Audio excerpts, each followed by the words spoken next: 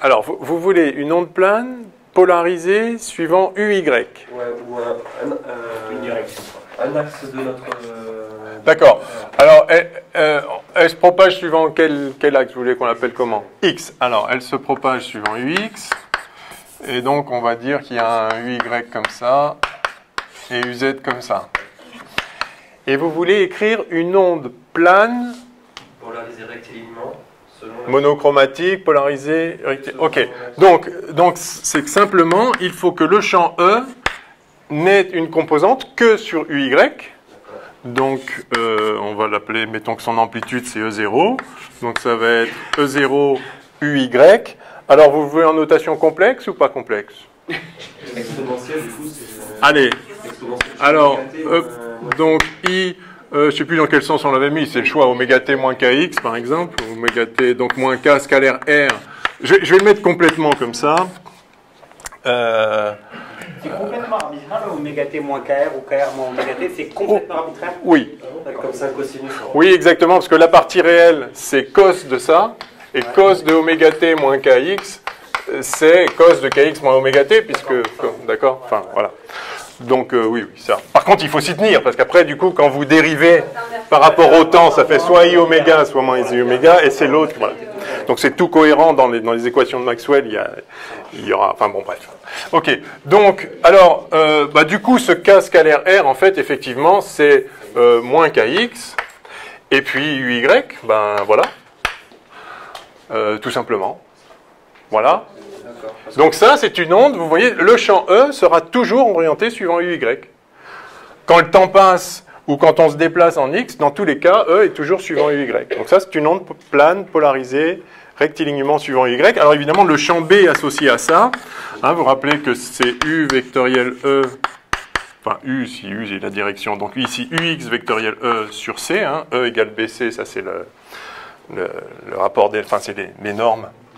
En norme E égale BC pour une onde plane, lumineuse. C'est un trièdre normal, du coup. C'est un trièdre normal. Donc U, voilà, donc c'est suivant Z. Donc ça va faire E0 sur C, E puissance I, oméga t moins kx.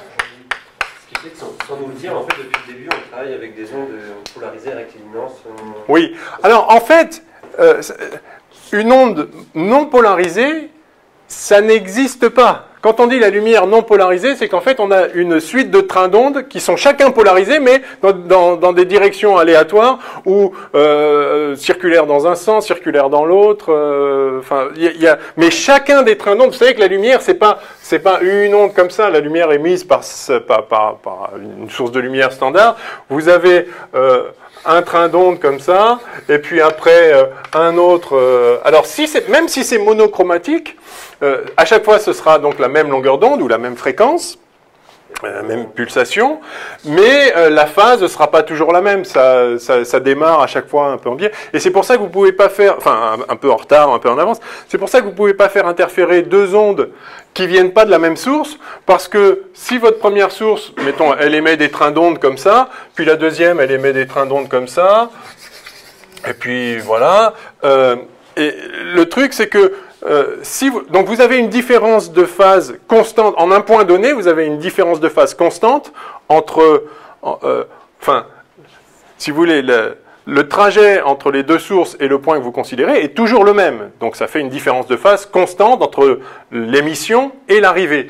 Mais si à l'émission, la différence de phase entre l'onde 1 et l'onde 2 n'est pas la même dans chaque train d'onde, donc là il y a une certaine différence de phase, et puis là, il y en a une autre, et puis là, il y en a une autre. En fait, la lumière qui arrive en un endroit, et à un instant donné, à chaque instant, le déphasage effectif entre les deux ondes est différent. Parce que, même si, je ne sais pas si vous comprenez ce que je dis, vous avez une source 1 et une source 2, et vous regardez en un point M. Le déphasage entre l'onde au départ 1 et l'onde à l'arrivée 1, je peux l'appeler arrivée 1, et donc lui il vaut delta phi 1, ça c'est toujours le même, ça dépend juste de la longueur du trajet. Ici vous avez un déphasage entre le départ de l'onde et l'arrivée de l'onde, delta phi 2, et donc la différence entre ça et ça, delta phi 2 moins delta phi 1, c'est toujours pareil. Mais si l'onde qui est émise ici et l'onde qui est émise là se déphasent aléatoirement en fonction des trains d'onde, alors à l'arrivée, vous allez aussi avoir des déphasages aléatoires.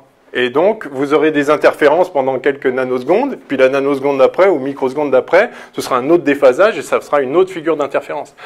Mais on va voir ça quand on va faire l'optique ondulatoire, mais voilà, quand on parle de lumière non polarisée, c'est en fait une succession de lumière polarisée, mais de polarisation qui change sans arrêt. Donc, il y a des temps successifs qui oui. à l'émission de chaque train d'onde oui. successivement. Oui. En fait, c'était une question.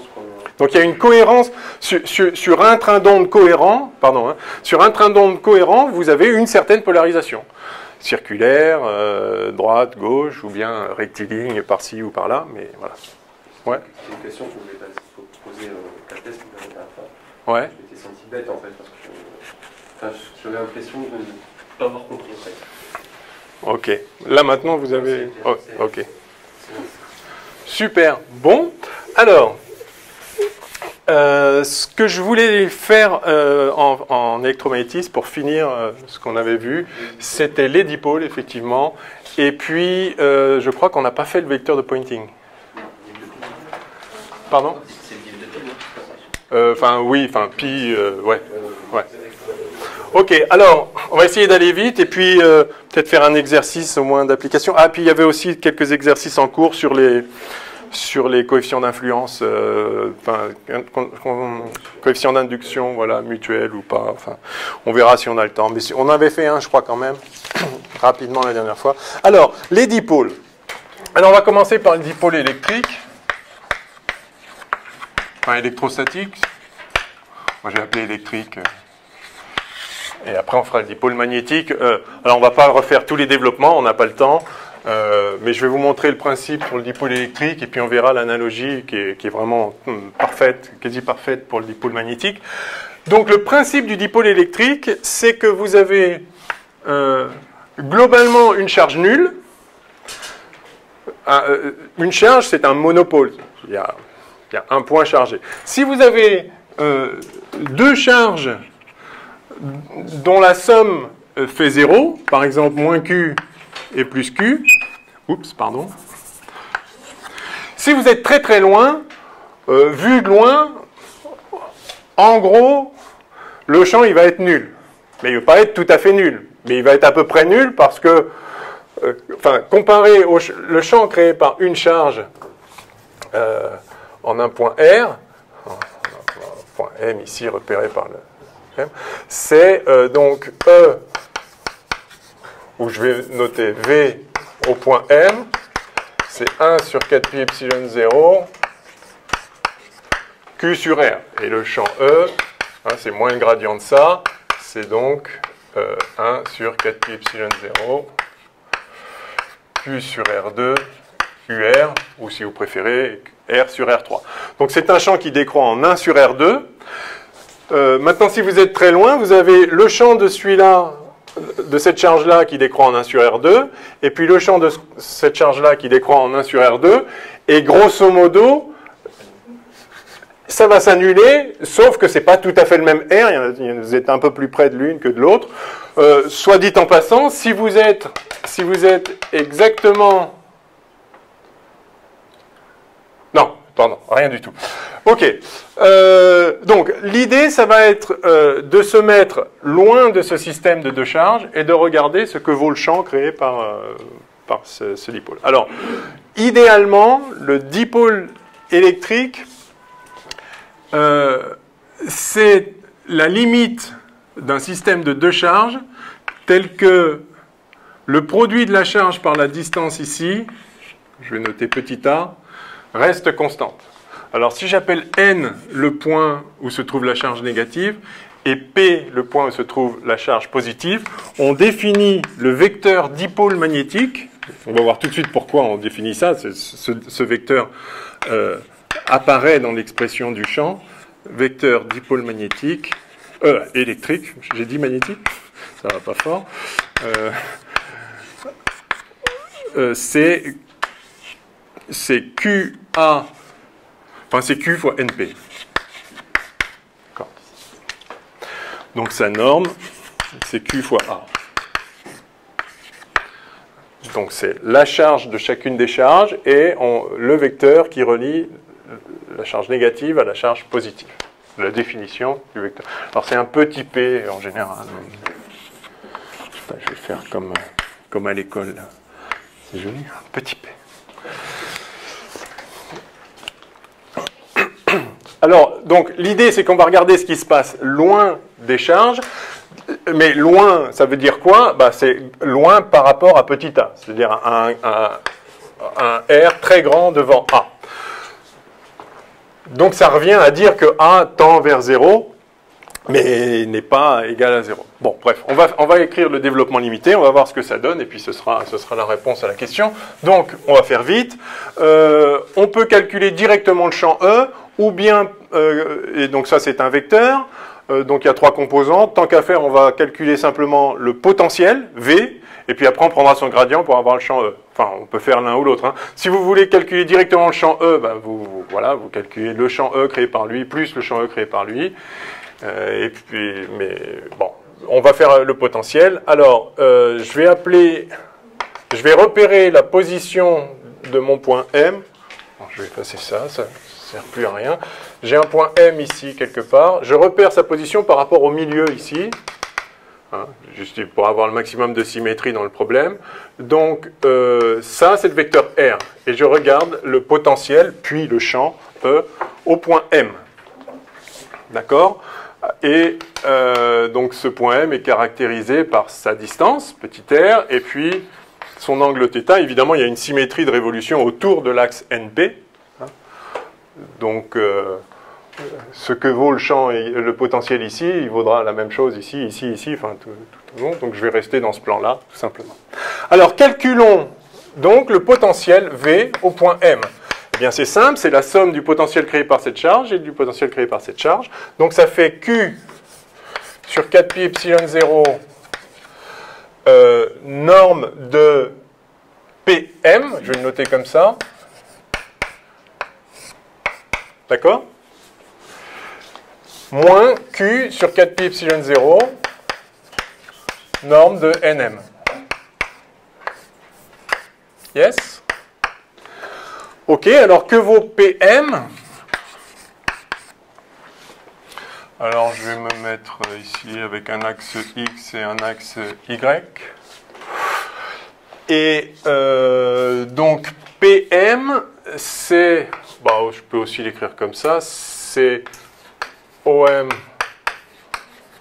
moins OP, c'est-à-dire donc R cos θ suivant UX, hein, c'est R cos θ moins A sur 2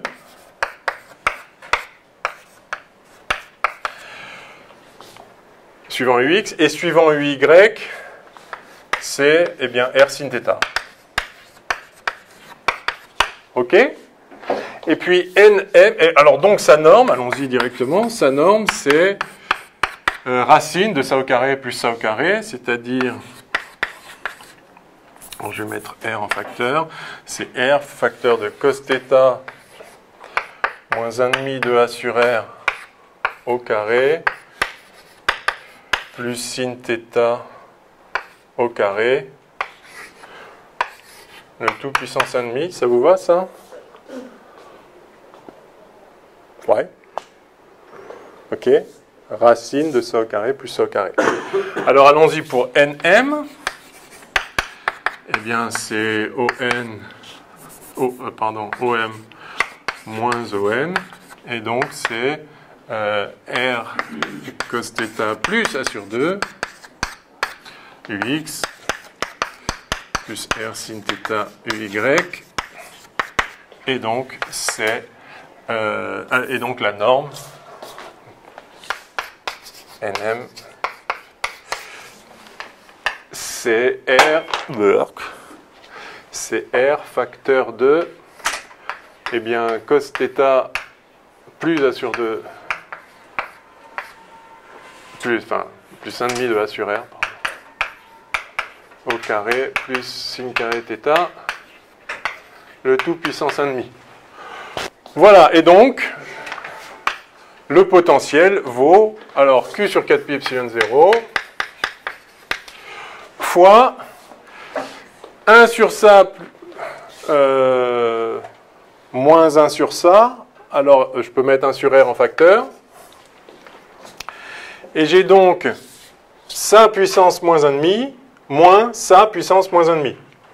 Enfin, ça puissance moins 1,5, moins ça puissance moins 1,5. Ouais, je vais l'écrire en toutes lettres, donc ça fait cos θ moins a sur 2r carré plus sin carré θ puissance moins 1,5 moins, pareil avec un plus a sur 2r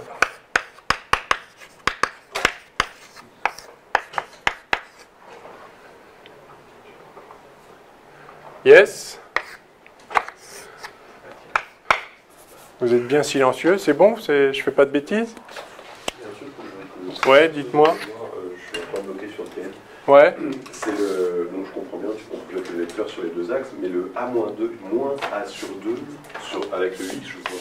Bah, A. On est bien au centre, mais alors pourquoi on ne pas sur le Y? Ah non, mais en fait, c'est juste que OP, c'est A sur 2 UX. Oui. OM c'est ça. Oui. Et OP, c'est A sur 2 UX. Je les ai regroupés. Alors le R sinus. D'accord, ok. Ouais, OM, Ouais. d'accord. Okay. Voilà. Et là, ON, c'est plus A sur 2, enfin, moins O, enfin, ouais. ON, c'est moins A sur 2 UR, UX, et donc, moins ON, ça fait plus. Ok, alors là, si on élève ça au carré, il y a un cos carré moins A sur... allez, soyons fous. Vous n'êtes pas obligé d'écrire toutes ces lignes intermédiaires. Hein. Enfin, c'est un calcul complètement trivial que vous retrouverez. Donc, cos carré plus sin carré, ça fait 1. Moins 2, le double produit, donc moins 2 fois A sur... Donc, moins A sur R cos θ, plus A2 sur 4R2. Ça, c'est pour le premier, puissance moins 1,5. Moins... pareil, cos carré plus sin carré, ça fait 1. Cette fois, il y a plus le double produit, donc plus A sur R cos θ. Et puis, toujours pareil, plus A2 sur 4R2, le tout puissance moins 1,5. Et là, maintenant, on va se dire, on est très très loin. Donc, R sur A, c'est très petit. Et on va faire un développement limité de ce truc-là au premier ordre. Hein. Ça, c'est 1. Ça, c'est un chouïa. Et ça, c'est un micro-chouïa qu'on peut oublier.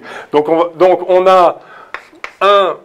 je vous rappelle le développement limité de 1 plus epsilon à la puissance x. Ça, c'est à peu près égal à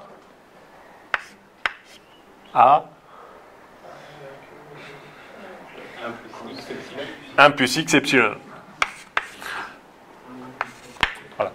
Donc, je commence par oublier ces termes du second ordre, je reste au premier ordre, et j'ai donc ici Q sur 4pi epsilon 0 R, facteur 2, donc 1 moins 1,5 de moins A sur R cos θ, c'est-à-dire 1 plus A sur 2R cos θ. Ok. Et puis moins, pareil ici, donc moins, donc ça c'est le premier terme, moins, alors je devrais mettre à peu près égal, d'accord, hein, premier ordre, moins 1, et cette fois, moins A sur 2R cos θ. Ok. Eh bien, 1 moins 1, ça fait 0. Et A sur 2R cos θ moins A sur 2R cos θ, ça fait 2A sur 2R cos θ, c'est-à-dire A sur R cos θ. Et donc finalement, le potentiel au point M, c'est, au premier ordre non nul, Q sur 4pi epsilon 0 R fois A sur R cos θ, donc Q A cos θ, sur 4pi epsilon 0 R2, et voilà. Bon, donc, bon, ça prend un petit tableau pour l'écrire, mais enfin, il n'y a aucune difficulté. Vous écrivez la contribution au potentiel de la première charge, plus la contribution de la deuxième, vous faites un petit développement limité gentillet, et vous obtenez, sans difficulté, l'expression du potentiel électrostatique créé par ce dipôle. Et vous remarquez, avec bonheur, qu'il est une expression simple, d'abord, qu'il dépend de cos θ, enfin, qu'il est en cos θ sur R carré, c'est-à-dire que le potentiel décroît, lorsque vous êtes loin, en 1 sur R2. Le potentiel créé par une charge décroît en 1 sur R, mais ce qu'on a déjà dit qualitativement avant, c'est que le potentiel créé par la charge plus et le potentiel créé par la charge moins, qui sont tous les deux en 1 sur R, mais de signes opposés, en fait, au premier ordre, donc, ils s'annulent. Donc le potentiel à l'ordre 1 sur R, c'est le potentiel vu par la somme des deux charges, qui fait 0, donc il s'annule. Mais il reste un petit... Si vous êtes de ce côté-là, vous voyez un petit peu plus la charge plus que la charge moins. Et si vous êtes de l'autre côté, vous voyez un petit peu plus la charge moins que la charge plus. Donc, il vous reste un terme qui va être en 1 sur R2 au lieu de 1 sur R pour une charge ponctuelle. Et effectivement, si cos θ est positif, c'est-à-dire si vous êtes à droite, eh bien le potentiel va être positif, enfin va être du même signe que Q, pour être précis. Si vous êtes du côté gauche, vous voyez un petit peu plus moins Q, et effectivement le cos θ va être négatif, et donc le potentiel va être du même signe que moins Q, enfin, du signe opposé à Q. Et c'est en 1 sur R2. Bon, ben voilà, il n'y a rien d'autre à dire à ce stade, si ce n'est que vous voyez apparaître ici, et c'est intéressant de le noter, on va d'ailleurs l'écrire comme ça, vous voyez ici QA fois cos θ. Eh bien, ce QA fois cos θ, et c'est la raison pour laquelle on fait intervenir ce petit p, je vais quand même le renoter comme ça, ce dipôle, ce vecteur dipôle électrique, vous voyez que QA cos θ, c'est la norme de Q, la norme de P fois cos θ, et donc en fait, exactement, ce n'est rien d'autre, non, P scalaire U, UR, le U, enfin d'accord, le UR qui pointe vers M, hein, d'accord, pardon, QA cos θ est égal à ça. Et donc, alors je peux effacer, j'imagine, les étapes intermédiaires, là. Donc c'est juste un calcul bête de le potentiel, c'est un principe de superposition, si vous voulez. Le potentiel créé par un ensemble de charges, c'est la somme des potentiels créés par chacune des charges individuellement. Donc V de M égale, alors je vais le réécrire, QA cos θ sur 4pi epsilon 0 R2, que l'on peut écrire tout simplement P scalaire U, UR, je sais pas, enfin le point où on regarde, divisé par 4pi epsilon 0 R2. Donc c'est très sympathique. De l'écrire comme ça, ça a évidemment un intérêt qui est que ça ne dépend pas du système de coordonnées choisi. Hein. Là, le θ, il s'appelle θ parce qu'on a pris cet angle-là, et puis R, il s'appelle R parce qu'on a pris cet angle-là. Là, c'est juste... voilà, c'est sous forme vectorielle. Bref.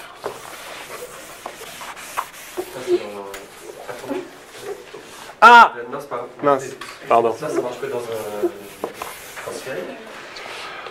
Bah, ça, c'est l'expression, enfin, c'est cette expression-là en coordonnées sphériques, effectivement. Mais sinon, voilà une expression qui ne dépend pas de... Alors, ouais, enfin, ouais.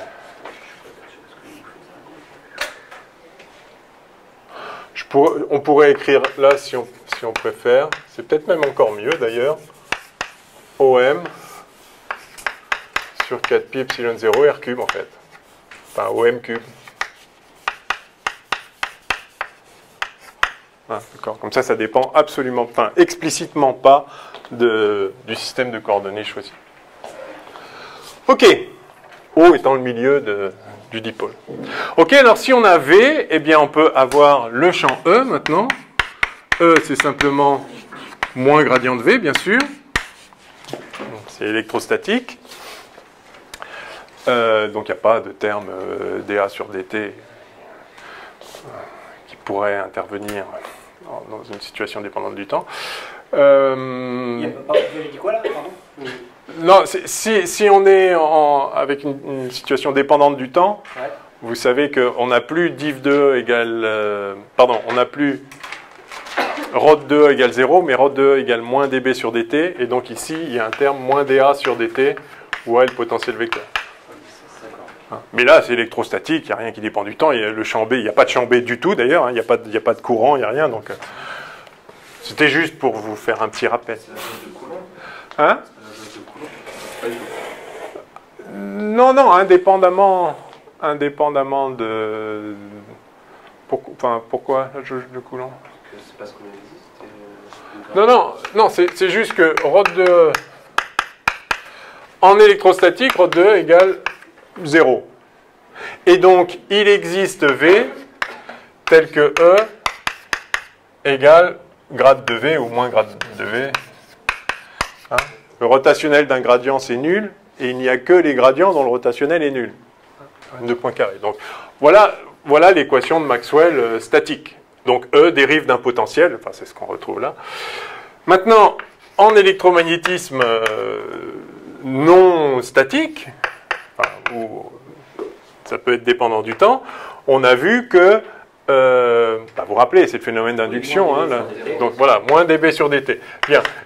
Mais il n'en reste pas moins que div de B égale 0, parce qu'il n'y a pas de monopôle magnétique, donc il existe A tel que tel que B égale ρ de A, c'est le principe du potentiel vecteur, et donc ça, c'est en fait égal à moins ρ de dA sur dt. D'accord? Ah oui, d'accord. Et donc, on a ρ de E plus dA sur dt qui vaut 0. Et donc, il existe V tel que ça égale moins gradient de V, et donc E égale ça. Bon, c'est le raisonnement qu'on avait fait à l'époque. Je ne sais plus quand c'était il y a bien un mois. Ouais. Bon, en tout cas, là, on est en électrostatique, il y a deux charges posées quelque part dans l'espace, ça crée ce potentiel-là, et donc, ça crée un champ qui est le moins gradient de ça. Alors, le gradient sphérique, vous vous rappelez? Suivant UR, Uθ et Uφ. Alors là, c'est simple, hein, suivant Uφ, il n'y aura rien. Hein, puisque les symétries font que le champ E est dans le plan. Hein, le champ E est toujours dans le plan de symétrie. Évidemment, le plan du tableau est un plan de symétrie pour la distribution de charge. Donc, qu'est-ce que je disais? Oui, alors en sphérique, donc suivant UR, c'est dV sur d, enfin, moins avec le moins gradient, ça fait moins dV sur dr. Suivant Uθ, alors absolument, c'est pas moins dV sur dθ, c'est pas homogène, c'est moins 1 sur r dV sur dθ. Et là, je sais plus trop, mais je m'en fiche puisque je sais que ça en dépend pas. D'accord? Ça fait 0. Donc vous embêtez pas avec des trucs dont vous savez qu'ils font 0. Enfin, il y a un R sin θ qui vient là. Non, mais c'est peut-être D 1 sur R de... Oui, ça doit être ça. Enfin, bon, bref. Peu importe, ça fait 0. Et on est content, ça fait 0. Bon, bah allons-y. Alors, il n'y a qu'à dériver ça par rapport à R. Donc, ça fait moins 2 sur R3. Et puis, avec le sigma, ça fait plus 2 sur R3. Donc, ça fait 2QA cos θ sur 4pi epsilon 0 R cube. Et puis, donc, suivant Uφ, ça va faire 0. Et suivant Uθ, donc, il faut dériver ça par rapport à θ. La dérivée de cos θ, c'est moins sin θ. Avec le sigma, ça va faire plus sin θ. Et donc, ceci fait QA sin θ 4pi epsilon 0 R cube. Peut-être on préfère mettre le 2 ici, je sais pas. Enfin bon, peu importe. Allez, 2 QA, tel que je l'avais mis. Voilà.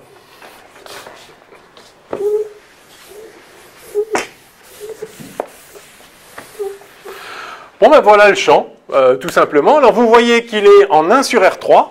Toujours pour la même raison, le champ créé par une charge est en 1 sur R2. des croix comme 1 sur R2, quand vous vous éloignez de la charge, mais au premier ordre, quand vous êtes loin, la charge moins et la charge plus, enfin moins Q et plus Q sont à peu près à la même distance, donc au premier ordre, la somme des deux champs fait 0, mais il y a un petit résiduel qui du coup décroît non pas en 1 sur R2, mais en 1 sur R3. V décroît en 1 sur R2 au lieu d'1 sur R, E décroît en 1 sur R3 au lieu d'1 sur R2, et à nouveau, il y a un petit excès ici, suivant le signe de cos θ, bon, peu importe. Enfin, disons, c'est assez évident. Alors, ce qui est intéressant, c'est d'écrire ça, enfin, c'est intéressant pour, suivant ce qu'on en fait, mais pour manipuler le champ E, c'est intéressant d'écrire ça sous une forme vectorielle, un peu comme ça, hein, qui ne fait pas intervenir les coordonnées, mais directement en termes de en termes de P, du vecteur moment dipolaire. Et alors, ça s'écrit, il faut le regarder un peu droit dans les yeux pour s'en rendre compte. Ça s'écrit 1 sur 4pi epsilon 0 R cube. Et alors là, plutôt que de le regarder droit dans les yeux, je vais regarder ma feuille droit dans les yeux. Il y a... je croyais que je l'avais marqué. Ah si, voilà.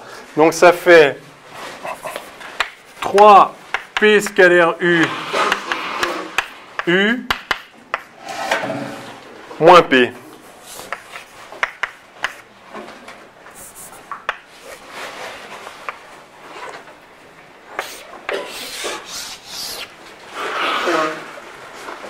Alors, je suis d'accord, il faut le regarder un peu profondément pour voir ça, mais enfin, une fois qu'on l'a vu, on peut vérifier que ça donne bien ça. Regardons par exemple ce qu'il y a suivant UR. Si vous faites ça suivant UR, vous avez donc 3P scalaire U scalaire UR. Alors, 3P scalaire U, enfin P scalaire U, ça, je peux réécrire par-dessus là, c'est pas très joli. Allez, 3P scalaire U fois U moins P, on va faire tout ça scalaire UR. Hein, et on voudrait montrer que c'est bien égal à ça, hein, la composante suivant UR. Mais effectivement, 3P scalaire U, ça fait 3QA cos θ, ça, P scalaire U. Mais U scalaire UR, eh bien c'est justement cos θ. Non. I. Non, pardon. U scalaire UR. U c'est UR. Hein, pardon. C'est UR. D'accord? Donc ça fait 1. Moins P scalaire U, UR, c'est-à-dire moins P cos θ, c'est-à-dire QA cos θ. Et donc 3 fois ça, moins 1 fois ça, ça fait bien 2 fois ça. Ça marche. Je ne comprends pas le cos θ de P scalaire U, parce qu'on a dit que P c'est égal à Q. Q c'est UR. Hein. Oui, mais... Ben, P c'est QA. UR? Non, UX. UX, c'est QA, ce vecteur-là. Hein, donc vous voyez, la composante suivant UR, c'est bien 3 moins 1 qui fait le 2 ici. Et pour l'autre, si vous regardez aussi, il suffit d'écrire, si on fait ça maintenant, scalaire, donc la même chose, scalaire Uθ, eh bien vous avez donc 3P scalaire, donc à nouveau 3QA cos θ, mais U, bref, c'est même pas la peine de l'écrire. Le U ici, qui est le UR scalaire Uθ, ça fait 0, et il reste moins P scalaire Uθ. Et donc moins QA UX scalaire Uθ, eh bien UX scalaire Uθ, vous voyez que c'est moins sin θ, et donc avec le signe moins, ça fait bien sin θ. Bref, effectivement, c'est très facile d'obtenir ça, il suffit de dériver ce truc-là, et pour avoir une expression vectorielle, il faut l'avoir vue au moins une fois avant, et effectivement, on peut vérifier après coup que si on écrit ça, c'est bien ça. Donc oui, ça égale ça, ok. Je suis d'accord que ça ne sautait pas aux yeux, hein, mais bon, c'est assez astucieux. Il y a un type qui l'a vu un jour, et voilà, maintenant on en bénéficie tous. Merci monsieur et madame, je ne sais pas qui a vu ça. Donc voilà comment ça s'écrit, et ce qui est sympathique dans cette expression, c'est qu'effectivement ça ne dépend pas du système de coordonnées, etc. Bon, quoi qu'il en soit, on a donc l'expression du potentiel créé par un dipôle et du champ créé par un dipôle. Alors, quoi savoir d'autre sur les dipôles? Maintenant, ce qu'on va voir, c'est comment se comporte un dipôle dans un champ extérieur. Oui. Le U, on peut le remplacer par vecteur OM. Oui. Enfin, vecteur OM sur sa norme. C'est le... Ah, sur son ordi. Oui, parce que c'est le vecteur unitaire, bien sûr. Mais, oui.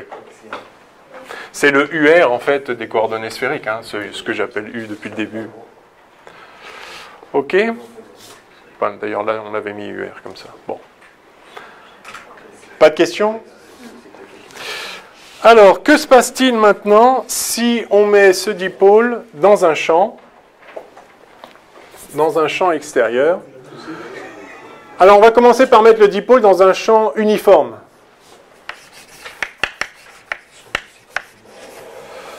Dipôle P. Donc, le dipôle, vous voyez que ça ne dépend que du produit QA. C'est pour ça que ça et de son orientation. Enfin, ça dépend que du vecteur P. C'est ça aussi l'intérêt de le mettre sous cette forme-là. C'est que deux dipôles qui auront le même moment, le même vecteur dipôle électrique, on appelle ça moment dipolaire aussi des fois. Ah, j'aurais peut-être dû le dire comme ça. Du coup, c'est quoi le moment dipolaire? Bah c'est ça en fait. C'est un autre nom pour ce vecteur dipôle électrique. Ça s'appelle le moment dipolaire. Pardon. Je sais pas si je fais aussi un petit ouais. Dipôle, oui, mais dipolaire dessus. Non, ça fait bizarre. L'accent circonflexe.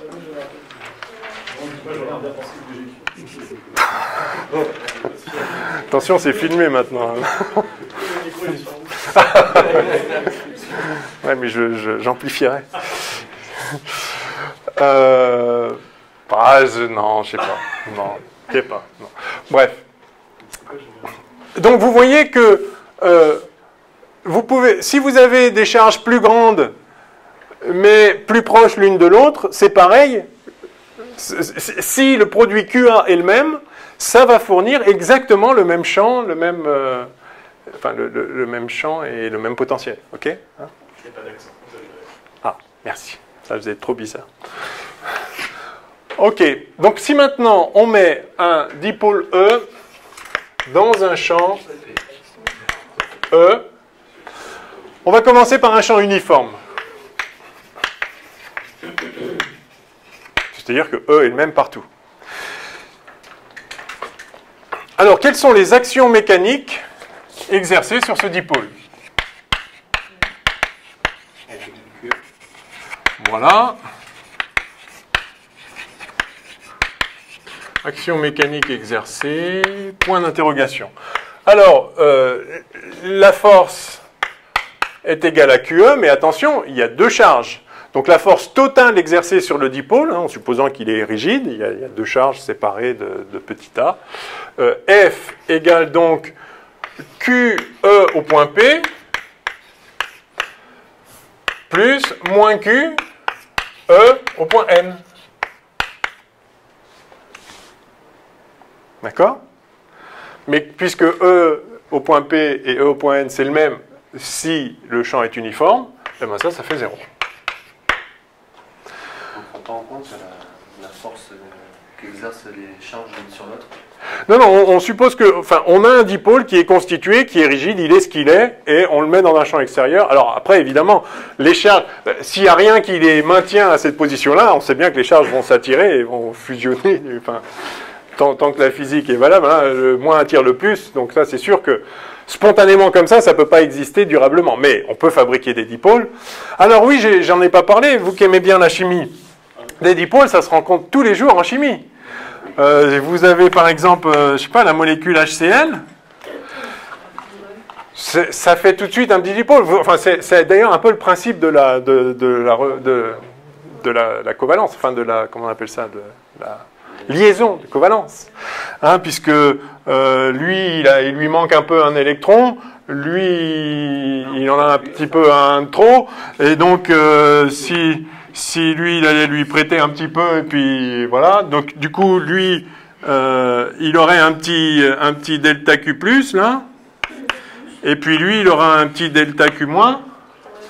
Voilà, mais ils sont maintenus à une distance qui est ce qu'elle est, qui est fixée par les lois quantiques, en l'occurrence, qui définissent les orbitales, etc. Mais donc, ça, c'est une molécule qui est dipolaire, enfin, on appelle ça polaire du coup, mais donc il y a un petit plus ici, un petit moins là, et donc ça vous fait un petit vecteur dipolaire P comme ceci. D'accord? Justement, c'est une convention que le P soit du moins vers le plus. Parce que là, on n'en a pas parlé. Donc on a... Ah ben si, tel que le P qui intervient là, c'était bien NP. Enfin, on a vu quand on... C'est toujours NP, ça peut pas être PN, quoi. Ah non, non. Bah, c'est Q fois NP. Alors là, notez bien que j'ai mis Q. Peut-être que Q est négatif. Mais ça va du négatif au positif. Si Q est négatif, du coup, vous voyez que le P va en fait de grand P vers grand M. Mais par définition, c'est ça. On a fait cette hypothèse et c'est avec ça qu'on avait obtenu ça. Si vous prenez l'autre, eh ben, à la place de P, il faut mettre moins P partout. Mais, voilà. Ok, donc voilà une molécule polaire. Une autre molécule polaire archi classique, c'est évidemment la molécule d'eau. Hein? H2O. Même moi, je sais ça. Hein? Donc là, c'est pareil. Lui, il lui manque un petit peu 2 électrons. Puis lui, chacun a un petit peu un de trop. Alors vous allez déformer un petit peu là, le nuage électronique, comme on dit. Et donc lui, il va avoir un petit 2 delta Q, et lui un petit peu moins delta Q, moins delta Q. Et si vous voyez bien qu'il y a du plus là et du moins là, le barycentre, et vous avez donc un petit moment dipolaire comme ça, qui vaut ce qui vaut. Non, du moins au plus. Ah oui. Ah oui. Ah oui, oui, c'est ça, bien sûr. Oui, l'électron a une charge négative. Merci de me le rappeler. Voilà. Ah non. Aïe, aïe, aïe. Mais c'est comme ça que vous faites de la solvatation des ions dans un liquide, d'accord, hein, parce que si vous avez un ion plus c'est un cation, non? Ouais, cation. Et vous avez une petite molécule d'eau comme ça, et vous allez avoir un moins plus, il va s'orienter des petites choses comme ça. Enfin, vous allez organiser, l'ion va s'entourer un petit peu. Alors, pourquoi justement? Alors, on va le voir. Donc ça, c'est la première. Pourquoi ça va s'orienter comme ça? Non, ouais. La solvatation, je parle de ce que vous avez parlé de la solvatation. Vous demanderez. On peut dire que la physique, c'est l'application de la chimie. C'est plutôt l'inverse. Non, mais les lois sont ce qu'elles sont, c'est les lois de la matière, et donc la matière réagit aux lois de la matière, et donc tout est une conséquence des lois fondamentales de l'univers. Ok, alors, donc ça, vous voyez que l'action d'un champ sur un dipôle, la force résultante, c'est 0. Oui, mais c'est pas la seule action.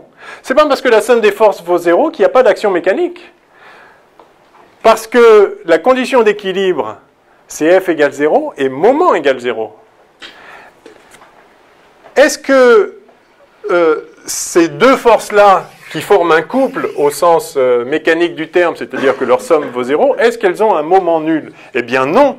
On va calculer maintenant le moment par rapport, alors tant qu'à faire, par rapport au point haut, est-ce que le moment des forces, la somme des moments des forces, dépend du point d'application? Absolument pas. Pourquoi? Parce que baba. Mais bien sûr. La résultante des moments au point B, c'est égal à la somme des moments au point A, plus B1 vectoriel la résultante des forces. Si la somme des forces vaut 0, enfin la résultante c'est somme des forces. Si la somme des forces vaut 0, le moment ne dépend pas du point. Et c'est pour ça qu'on appelle ça un couple, tout simplement, parce que plutôt que de dire c'est le moment au point O, oui, mais c'est aussi le moment au point A, au point Z, au point ce que vous voulez. En fait, on appelle ça un couple et on le note en général gamma. Quand vous avez une somme de forces qui fait 0, l'action sur le centre de masse, elle est nulle. Par contre, ça peut faire tourner le corps. Il peut ne pas y en avoir, mais il peut y avoir un moment résultant. Ce moment ne dépend pas du point. Et on l'appelle donc, on l'appelle couple. Enfin, c'est le moment du système de force par rapport, du coup, à n'importe quel point. Donc, on le note gamma. Je vous rappelle, ça s'appelle un couple parce que c'est créé par un couple de forces. Mais en fait, ça pourrait être créé par plus de forces que ça. Mais le cas de base... Oui, on l'a vu, oui. Oui. Non, je sais que le couple, on en a parlé, mais... D'accord. Ah, j'avais peut-être pas noté gamma? Ouais, je sais pas. Peut-être pas. En tout cas, c'est vrai qu'on n'a pas fait d'exercice explicitement là-dessus. Donc, vous voyez, c'est bien. Donc, on va le faire. Je vais écrire, effectivement... on va calculer ce couple. Si vous mettez un dipôle dans un champ E, que se passe-t-il? Eh bien, vous avez un couple. Alors, on va calculer, on va dire que c'est le moment, alors en n'importe quel point, donc par exemple au point O, de la force. Alors, c'est le moment de la force qui s'exerce sur P, plus le moment, au point O, mais encore une fois, je pourrais prendre n'importe quel autre, enfin, il faut que ce soit le même par contre, de la force qui s'exerce sur N. Eh bien, allons-y. Quelle est la force? On l'a, c'est QE, et donc, par définition du moment, ça fait OP vectoriel QE au point P, donc QE, plus ON, alors vectoriel moins QE, donc moins ON vectoriel QE. Si je ne m'abuse, ceci fait OP moins ON vectoriel QE, et donc NP, alors je fais exprès 20 lignes au lieu d'une, là, mais vectoriel QE égale QNP vectoriel E, là on fait vraiment pour les enfants maternels, gamma égale P vectoriel E. C'est pas beau ça?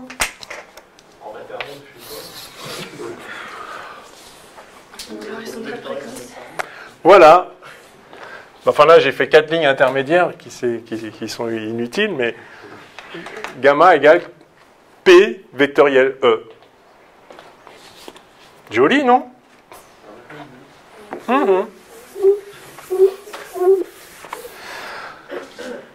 Donc la somme des forces est nulle, mais il y a un effet mécanique qui est un couple, et vous voyez que ce couple tente à orienter le dipôle selon E. Puisque ce couple vaut 0 dès lors que P est aligné avec E. Yes? Alors il y a deux solutions. Soit P dans le même sens que E, soit P dans l'autre sens.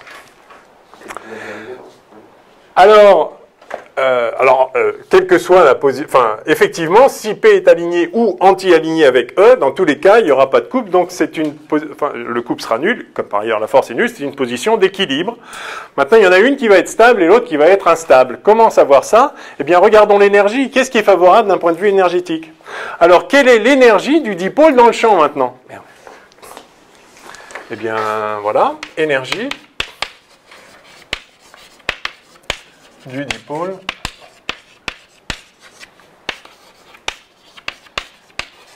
dans le champ E. Je sais que pour l'énergie électrique, c'est 1/2 de epsilon E carré. Non, on ne parle pas de là? Non, parce que ça, c'est l'énergie du champ. Du champ, ok. Là, on veut l'énergie du dipôle dans le champ. Mais en fait, l'énergie d'une charge dans un champ, dans un potentiel, on la connaît. L'énergie d'une charge d'une charge Q dans un champ, dans un potentiel V, c'est QV, vous vous rappelez? Ah bon? D'accord. Bah oui. Bah oui, parce que... L'énergie d'une charge, c'est QV. Bah, vous avez delta W qui vaut F scalaire dr, Ouais. et donc qui vaut QE scalaire dr, et donc qui vaut moins Q grade V scalaire dr, voilà, et donc ça c'est dV, donc moins Q dV. Et ça, par définition, quand une force dérive d'un potentiel, le travail de la force fait diminuer le potentiel, ou le travail fourni contre la force fait augmenter l'énergie potentielle, l'énergie se conserve. Vous voyez qu'on fait des révisions de mécanique assez profondes, là, en fait. C'est bien. Donc l'énergie potentielle, c'est bien QV. L'énergie d'une charge dans un potentiel, c'est Q fois le potentiel. Alors, fois le potentiel au point où on se trouve. Et là, le point clé, c'est que le potentiel au point P et le potentiel au point N ne sera pas le même s'il y a un champ extérieur. Parce qu'un champ, c'est justement moins gradient du potentiel. Alors, s'il n'y a pas de champ extérieur, le potentiel est le même. Donc, Q fois ce potentiel, moins Q fois ce potentiel, ça fait 0. Et donc, il n'y a pas d'énergie. Donc, mettre un dipôle dans pas de champ extérieur, évidemment, ça ne coûte pas d'énergie. Mais s'il y a un champ extérieur, quelle est l'énergie? Ben, voyons. Il suffit d'écrire. L'énergie potentielle du dipôle dans le champ E, je n'écris pas du dipôle dans le champ E, mais je le dis, voilà. C'est simplement Q fois V au point P, moins Q fois V au point N.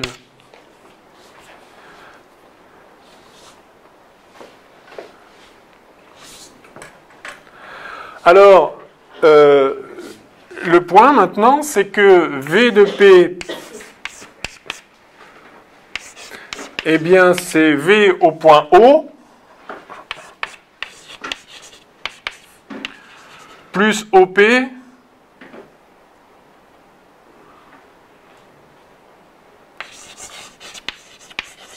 scalaire grade V, ça vous va ça? Je vais le faire en 2 temps. D'ailleurs, ça va peut-être être un moins. Non, ça va être un plus. Je vous rappelle que gradient de V, scalaire dr, c'est dV. D'accord? Donc, c'est toujours dans l'hypothèse que le petit a, il est petit. Hein? Enfin, donc là, petit par rapport à quoi? Tout à l'heure, c'était petit par rapport à là où on se trouve, enfin, la distance entre le dipôle et nous. Là, ça va être petit par rapport aux échelles de variation du potentiel et du champ, du potentiel ici. Donc, si vous écrivez ici grade de V au point O, peu importe où, hein, enfin, puisque le gradient de V, E est uniforme, hein, donc gradient de V n'importe où, c'est le même. Scalaire, on va dire OP, d'accord? OP étant petit, c'est un petit dr. Ça, c'est donc dV entre O et P, c'est donc V de P moins V de O, d'accord? Donc c'est ça que j'avais écrit, en fait, juste avant. Mais je pense que cette ligne intermédiaire est peut-être pas inutile, en effet.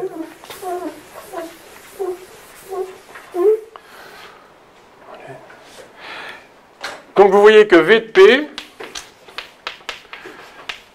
c'est V de O plus, non, donc c'était bien, plus grade V scalaire OP. De la même façon, V au point N, en fait c'est juste un développement limité, hein, c'est la valeur d'une fonction en un point, c'est la valeur, la valeur f de x, c'est f de 0 plus f' de x fois x, hein, au premier ordre, au voisinage de 0. Donc c'est exactement ça, sauf que la dérivée ici, c'est la dérivée... pardon, je vais l'écrire directement avec des E. C'est la dérivée spatiale, c'est le gradient. Donc ici, ça fait moins E scalaire OP, voilà. Et de même, V de N, c'est V au point O, plus gradient de V scalaire ON, c'est donc V au point O, moins E scalaire ON, d'où il résulte que EP, qui est Q fois ça, moins Q fois ça, donc Q fois ça, moins Q fois ça, les V de 0 s'en vont, et il reste Q, il reste moins QOP moins ON, scalaire E, c'est-à-dire moins QNP scalaire E, encore une petite ligne spéciale maternelle, égale... Non, pardon, je ne devrais pas dire ça parce que c'est presque insultant. On le prend bien, on le prend. Bon, ça va, on se connaît assez. Ok. Et donc ça fait, je vais l'écrire à côté, c'est donc moins P scalaire E. D'autant que vous n'avez rien demandé, je suis sûr que vous auriez pu l'écrire directement aussi. Donc ça fait moins P scalaire E.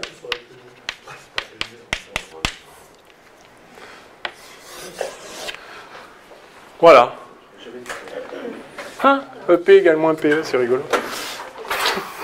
Bon. Donc, l'énergie potentielle d'un dipôle de moment dipolaire petit p dans un champ extérieur E, c'est moins P scalaire E. Et là, vous voyez qu'effectivement, je vais réécrire le couple exercé par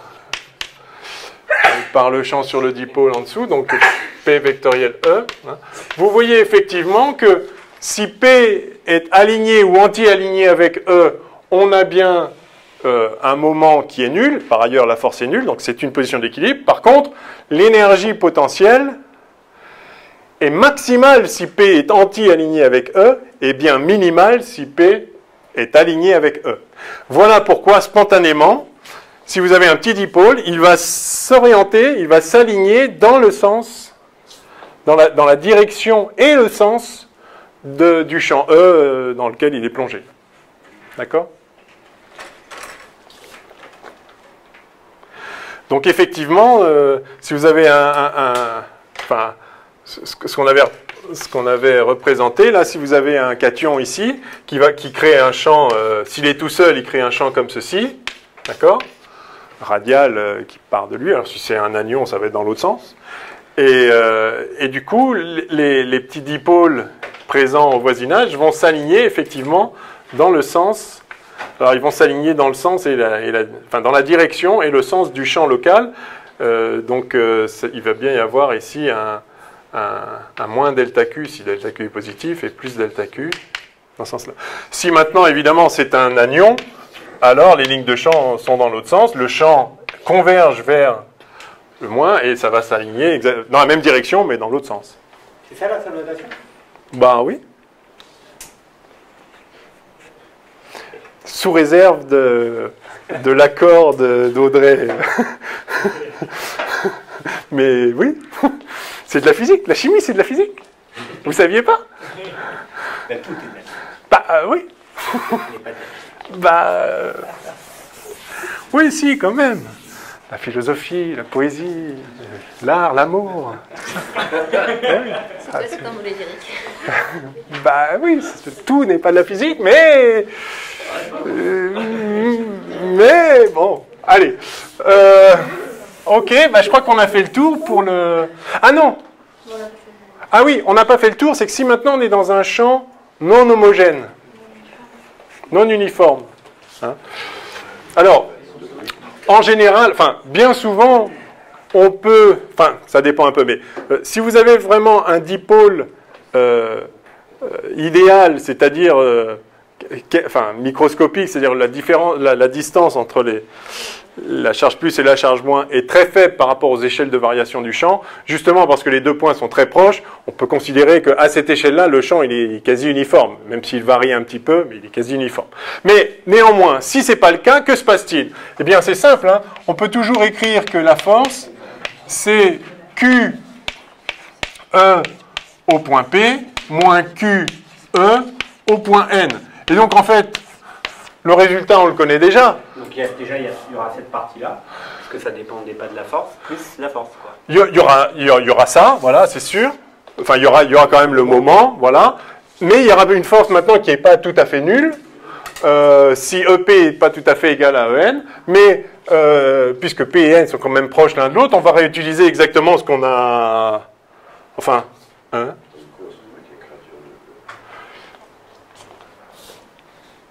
Oui, eh ben c'est ça, oui.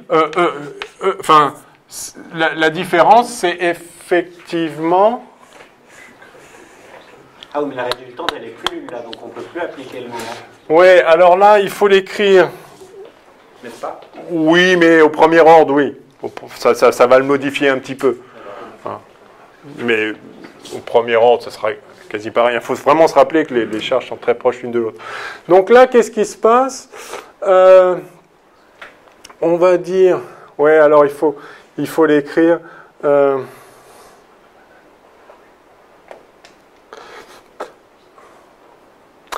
fait... Alors, on pourrait passer par les composantes et montrer que ça fait Q...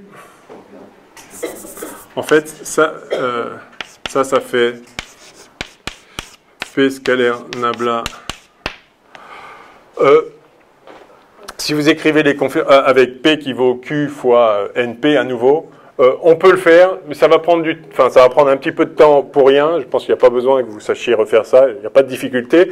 Mais simplement, puisqu'on a l'énergie potentielle ici, eh bien, il suffit de voir que F égale moins gradient de EP, oui c'est ça, moins gradient de EP, en fait, hein. Et donc, parce que c'est comme ça qu'on l'a obtenu, EP, hein, en regard, enfin, c'est ce que je vous avais rappelé ici, justement. Donc, en fait, vous voyez que la force, ça va être moins nabla de P scalaire E. Et si P est constant, c'est-à-dire P est ce qu'il est, à ce moment-là, vous pouvez le... Pourquoi moins? Oui, ah oui, donc... Il y a un moins là? Qu'est-ce que c'est ça? Ah non, non, moins grade de P, c'est plus. Non, c'est bien ça. C'est bien ça. Hein, parce que EP, c'est moins P scalaire E. Donc, moins grade de P, c'est... Enfin, grade, j'ai mis nabla, mais bon, je laisse nabla. Enfin, c'est gradient de P scalaire E. Voilà la force qui s'exerce. Et effectivement, si P est constant, on peut le sortir. Et on retrouve la même chose qu'on retrouverait si on écrivait ça proprement. Je ne le fais pas, parce que du coup, on l'a quand même. Donc, en tout cas, ce qu'il faut retenir, vous pouvez vous amuser à le faire si vous voulez, mais... c'est pas crucial. Donc, il faut retenir, c'est que la force, c'est donc P scalaire nabla E. Encore une fois, si E ne varie pas avec l'espace, bah, on trouve 0, évidemment, c'est cohérent, on retrouve 0. Si on disait gradient, ce serait du coup gradient parenthèse E, et on ne rentrerait rien dans le gradient, dans l'opérateur. J'ai pas compris. Parce que du coup, parce que normalement, c'est gradient de quelque chose. C'est gradient entre parenthèses. Oui, alors ce P scalaire nabla, alors c'est pour ce P scalaire nabla, en fait, c'est ça qu'on obtiendrait. J'ai voulu aller un peu vite, mais peut-être j'aurais pas dû. Ce qu'on obtiendrait, enfin ça, qu'est-ce que ça veut dire? Ça veut dire Px d sur dx, en cartésienne, hein, plus Py d sur dy, plus Pz d sur dz, appliqué à E. Donc, c'est comme on a déjà vu V scalaire nabla, V quand on a fait Navier-Stokes, là, enfin les fluides, je ne sais plus. Oui, voilà, dans la dérivée particulière, exactement. Donc, c'est le même processus. Enfin, si on fait le calcul, on retrouve pareil. Donc, ça veut dire ça, mais en pratique, encore une fois, comme P est constant, de toute façon, on le voit bien ici. Enfin, c'est pareil que ça. Hein, puisque si vous pouvez sortir Px, Py, Pz, ça donne la même chose. Bon, enfin, si vous maintenez P fixe, vous pouvez passer de l'un à l'autre. C'est quoi les applications de tout ça? Enfin, je veux dire, là, ouais. Des forces sur des dipôles, des énergies, tout ça, ouais. ça sert à quoi dans le sens où comment on tire des applications de tout ça sur des cas concrets, quoi? À part... les moments... Les petits dipôles électriques, ils sont surtout présents effectivement dans la matière, au cœur de la matière. Les molécules peuvent avoir un dipôle et donc leurs forces sont déterminées par ça. Mais en général, on ne fabrique pas un dipôle électrique macroscopique. Non, il y a pas... Enfin, peut-être que oui, en fait. Je ne sais pas, il y a peut-être des applications technologiques spécifiques. Mais c'est surtout une façon de comprendre ce qui se passe au cœur de la matière. Et aussi de façon de comprendre, parce qu'après, si vous pouvez polariser la matière, justement, au sens où, si vous avez des molécules polaires dans de la matière, s'il n'y a pas de champ, elles sont dans des orientations quelconques. Sauf qu'elles peuvent s'influencer l'une l'autre, mais grosso modo, avec l'agitation. Bon. Si vous mettez un champ extérieur, elles vont pouvoir s'aligner. Et donc ça va créer une polarisation, parce qu'à ce moment-là, tous les petits moments dipolaires de chacune, au lieu de s'annuler en moyenne, ils vont se renforcer. Et donc ça va influer la manière dont les ondes électromagnétiques se propagent dans le milieu. Et donc quand on traite la propagation des ondes électromagnétiques, non plus dans le vide comme on l'a fait, mais dans de la matière, il faut prendre en compte la polarisation de la matière, sachant que le champ de l'onde va polariser le milieu, qui, du coup, va créer un champ qui se superpose. Et donc, alors il suffit de l'écrire proprement dans les équations de Maxwell. Il y a un terme qui, en plus des équations de Maxwell, va correspondre au champ E créé par tous les petits dipôles de la matière, qui s'ajoute donc au champ de l'onde proprement dit. Enfin, il n'y a qu'un seul champ qui est la somme des deux, et donc on voit, enfin, quand on l'écrit, on voit comment ça se propage, et c'est comme ça qu'on voit que, en fait, les ondes planes monochromatiques peuvent se propager comme il faut, mais plus à la vitesse de la lumière, mais justement à la vitesse C sur n, où n est l'indice du milieu, et ça permet de calculer l'indice du milieu en fonction des propriétés de polarisation de la matière, etc. Donc il y a toute une étude à faire, qui peut-être stricto sensu serait au programme, mais je pense pas vraiment. Enfin, je dis ce serait au programme parce que je crois que ça, c'est quand même au programme des classes préparatoires, et donc en principe, c'est aussi au programme du CAPES. Enfin, en pratique, s'il y a une ou deux questions là-dessus, on vous guidera, et puis malheureusement, on n'a pas le temps de le faire, parce que c'est très beau de voir comment les ondes électromagnétiques se propagent dans la matière en réponse justement à la polarisation du milieu. Alors, il peut aussi y avoir des polarisations spontanées, mais c'est beaucoup plus rare. Donc, je n'ai pas en tête là d'application comme ça. Alors, par contre, et c'est ce qu'on va voir maintenant, pour les dipôles magnétiques, alors là, oui, évidemment, il y a des applications. Ce sont les aimants, par exemple. Puisque, donc, on va voir que, de même qu'on a des dipôles électriques, on peut avoir des dipôles magnétiques. Et un dipôle magnétique, c'est produit... Bon, je finis ma phrase. C'est produit par une boucle de courant, par exemple. Je m'aperçois, avant qu'on passe au dipôle magnétique, qu'on n'a pas représenté les surfaces équipotentielles et les lignes de champ pour ce petit dipôle électrique. Donc, si vous avez moins Q là et plus Q là, je vous rappelle l'expression du potentiel. C'était donc Q sur 4pi epsilon 0... R carré au lieu de R, et puis ici c'était, enfin c'était pas Q, c'était en fait P scalaire U, d'accord? Ouais, et donc ça, je vais le réécrire comme ça pour qu'on voit mieux, QA cos θ finalement, parce que je vais représenter ça dans un système de coordonnées. Donc vous voyez que les surfaces équipotentielles sont des surfaces cos θ,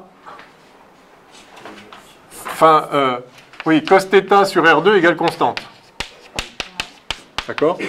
Vous changez de constante, vous changez d'équipotentiel. Alors, comment représenter ça? Si j'appelle ça grand K, donc ça fait R2, j'appelle ça K-1, tiens, voilà, ça fait R2 égale K cos θ. D'accord? Voilà l'équation des surfaces équipotentielles. Et donc, alors déjà, vous voyez que évidemment, il y a une symétrie de révolution comme ça, donc je la représente dans le plan. Alors déjà, si cos θ vaut 0, R peut être n'importe quoi, donc voilà une surface équipotentielle. C'est la surface équipotentielle 0. On aurait pu le dire, tous les points sont à la même distance. Donc ça, c'est facile. Et ensuite, les autres, eh bien, si vous regardez, ça fait un truc comme ça, une surface équipotentielle.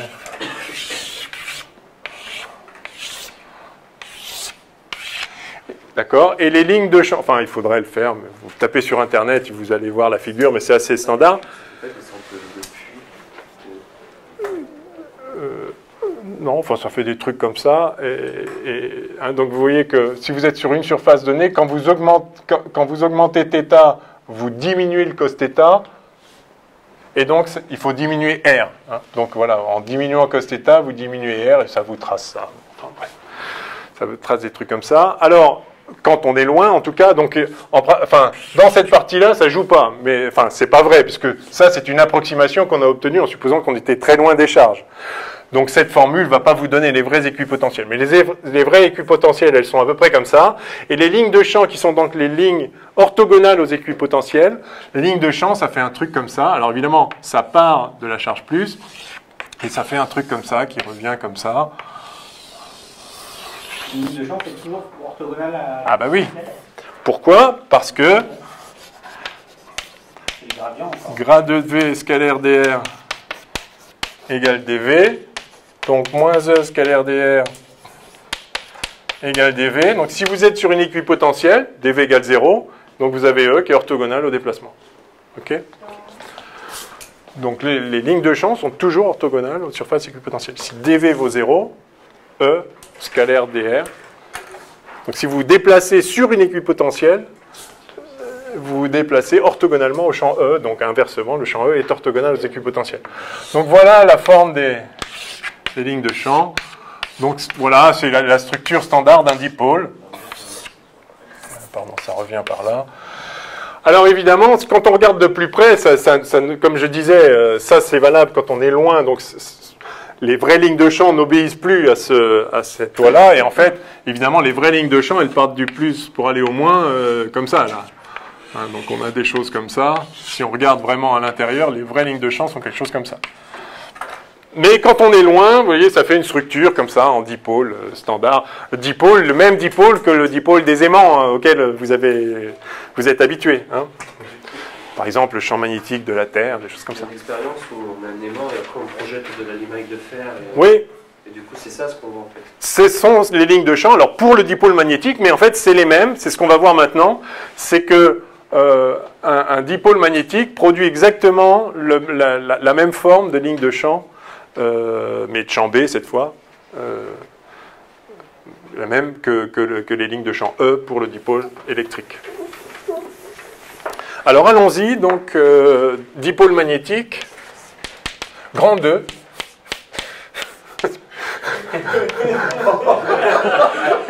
Ah, pas mal. J'avoue, bien placé. Ah, pas mal. Dipôle magnétique. Ah, c'était trop drôle, on ne peut pas la refaire. Alors, dipôle magnétique. Justement, c'est bien la première fois. Ça, oui. Oui, c'était bien la première fois. Mais vous voyez, c'est moins bien la deuxième, c'est pour ça que je... Bon, bref.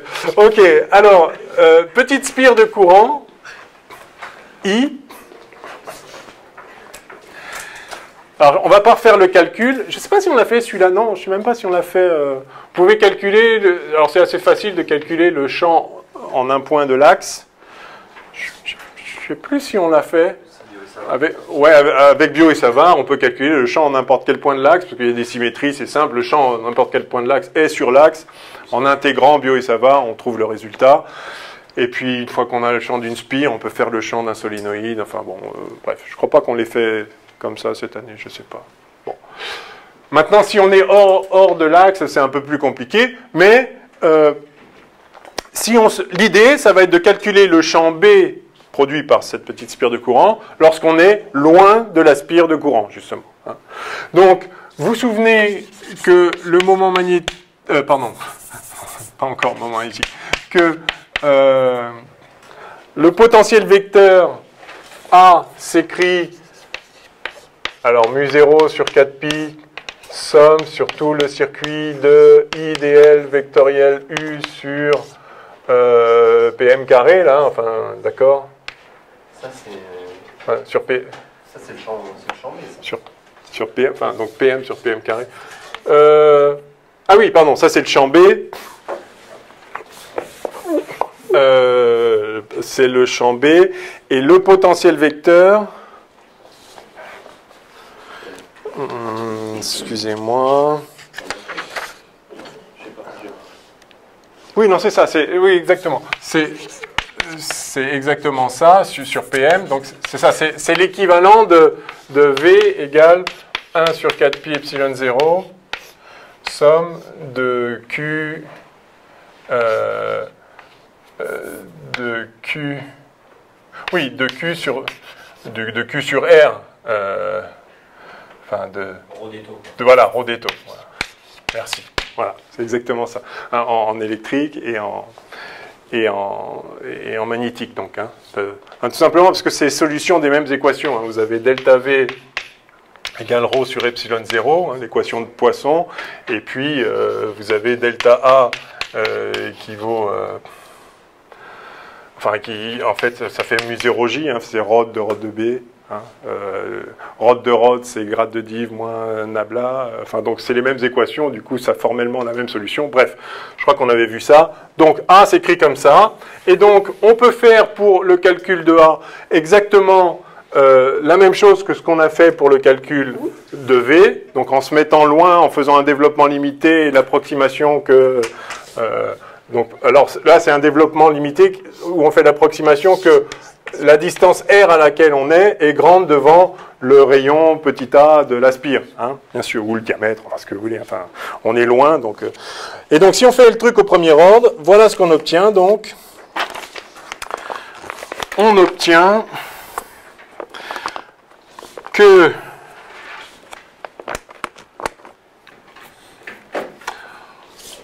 bon, je passe les étapes intermédiaires parce qu'on n'a pas le temps, il faut vraiment qu'on fasse, faut vraiment qu'on finisse là. Donc, A au point M, au premier ordre, c'est mu0. Alors, ça se met sous la forme justement d'un vecteur moment magnétique. Ici, je vous explicite tout de suite ce que c'est. Sur 4pi epsilon 0 R2. Alors, notez ça si vous voulez. Donc la signification du U, c'est la même que tout à l'heure. Alors, précisément, oui, enfin c'est la même que tout à l'heure, effectivement. Donc U, c'est le vecteur UR ici en sphérique, où θ est égal à ça. Et alors, ce vecteur-là, hein, de même, pour que vous voyez l'analogie, je vous réécris en dessous le 1 sur 4pi epsilon 0 R2 P scalaire U. Ah, il n'y a pas d'epsilon 0 là, bien sûr, hein, mu 0 sur 4pi. Donc c'est vraiment l'analogie, elle fonctionne toujours. Hein, c'est... on a, au lieu de 1 sur 4pi epsilon 0, on a mu 0 sur 4pi, ok, habituel. Le 1 sur R2, c'est toujours du 1 sur R2. Et là, au lieu de P scalaire U, avec moment dipolaire électrique, on a M vectoriel U avec moment dipolaire magnétique. Évidemment, on est magnétique, donc c'est un vectoriel ici, et là, c'est un scalaire, hein, comme d'habitude. Alors, qu'est-ce que M ? Donc, quand on fait le calcul proprement, j'ai vraiment pas le temps de vous le faire, on trouve que A s'écrit bien comme ça, à condition de définir M comme étant, alors I fois le vecteur surface, et le vecteur surface, alors si vous avez une spire comme ça, le vecteur surface, si vous orientez la spire dans ce sens-là par exemple, vous le connaissez le vecteur surface, c'est le vecteur S ici, qui a pour norme la surface enserrée par la spire, donc pi a carré, si a est le rayon, et c'est orienté comme ceci, bon je vais mettre U orthogonal, quoi, hein, d'accord. Donc voilà le vecteur surface. Alors, si maintenant votre circuit, il n'est pas plan, s'il est plan, donc c'est la surface, enfin en norme c'est la surface, et en direction c'est le vecteur orthogonal. S'il n'est pas plan, si vous avez un circuit un peu zarbi, en fait on peut quand même définir de façon rigoureuse un vecteur surface associé à ça, ça va être la somme, vous prenez un point quelconque ici, et ça va être la somme de tous les petits vecteurs surface de chaque petit élément. Hein. Quand vous parcourez ici un petit dl,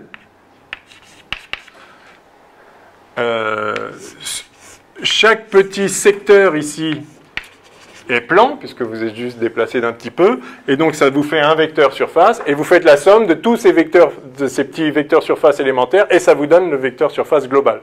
Donc c'est la définition rigoureuse d'un vecteur surface pour un circuit qui n'est pas plan.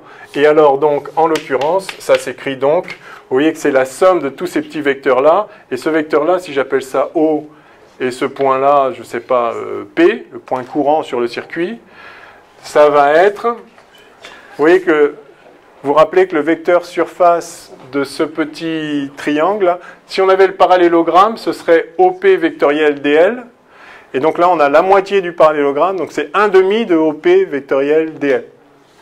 Hein, donc ça va être la somme sur tout le circuit de 1/2 de OP vectoriel D de OP, enfin DL. DP si vous voulez. Enfin, D de OP, bref. Voilà. Donc ça c'est la définition rigoureuse du vecteur surface qui s'applique y compris lorsque le circuit n'est pas plan. Mais enfin, vous n'aurez jamais, à mon avis, dans un exercice, soit on vous rappellera ça, soit vous serez dans un cas où, typiquement, vous avez une spire, ou en tout cas, vous avez un circuit plan. Évidemment, ça pourrait être un carré ou un rectangle comme ceci.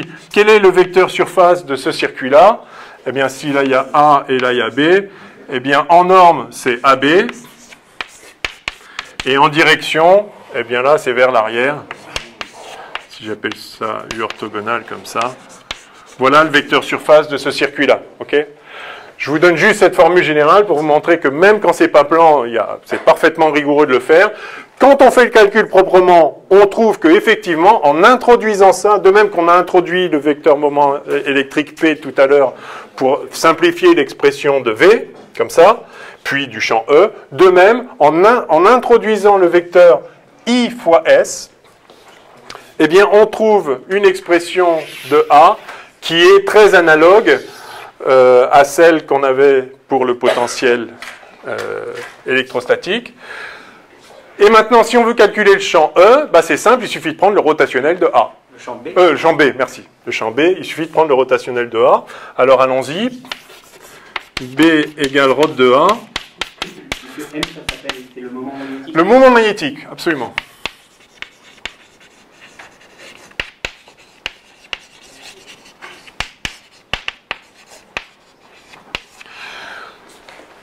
Donc un moment magnétique M, quelle que soit la façon dont il est obtenu, vous voyez que, par exemple, si vous prenez ça, ou bien une spire comme ça, telle que AB est égal à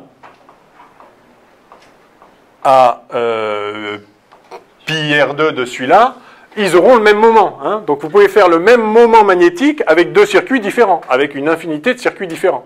Mais justement, tout ce qui compte pour connaître le potentiel vecteur et donc le champ à grande distance, c'est pas le détail de comment le courant est distribué là où il est, c'est simplement la résultante de ce courant qui est justement le moment magnétique et qui vaut IS. De même que tout à l'heure, tout ce qui comptait, c'était pas où il y a quelle est la charge et quelle est la distance entre les charges. Tout ce qui compte, c'est le produit de la distance par la charge. Et ça vous donne, et puis l'orientation, ça vous donne le vecteur moment dipolaire électrique, et à partir de ça, vous connaissez le champ à grande distance. Et bien, de la même façon, si vous connaissez ce vecteur moment magnétique, eh bien, vous connaissez le champ à grande distance, son potentiel vecteur, c'est ça, et le champ, eh bien, il s'écrit. Alors, si vous calculez les composantes, on ne va pas le faire, mais on trouve exactement l'analogue de ce qu'on avait tout à l'heure. Donc, si vous l'écrivez suivant UR, Uθ, UZ, UφI. On a BR qui vaut, sans vous surprendre, du coup, compte tenu de ce qu'on vient de dire, M0, mu0 sur 4pi fois 2m cos θ sur R cube. Et puis, mu0 sur 4pi fois m sin θ sur R cube. Et bien sûr, ici, 0. Qu'on aurait pu déduire tout de suite pour des raisons de symétrie, évidemment.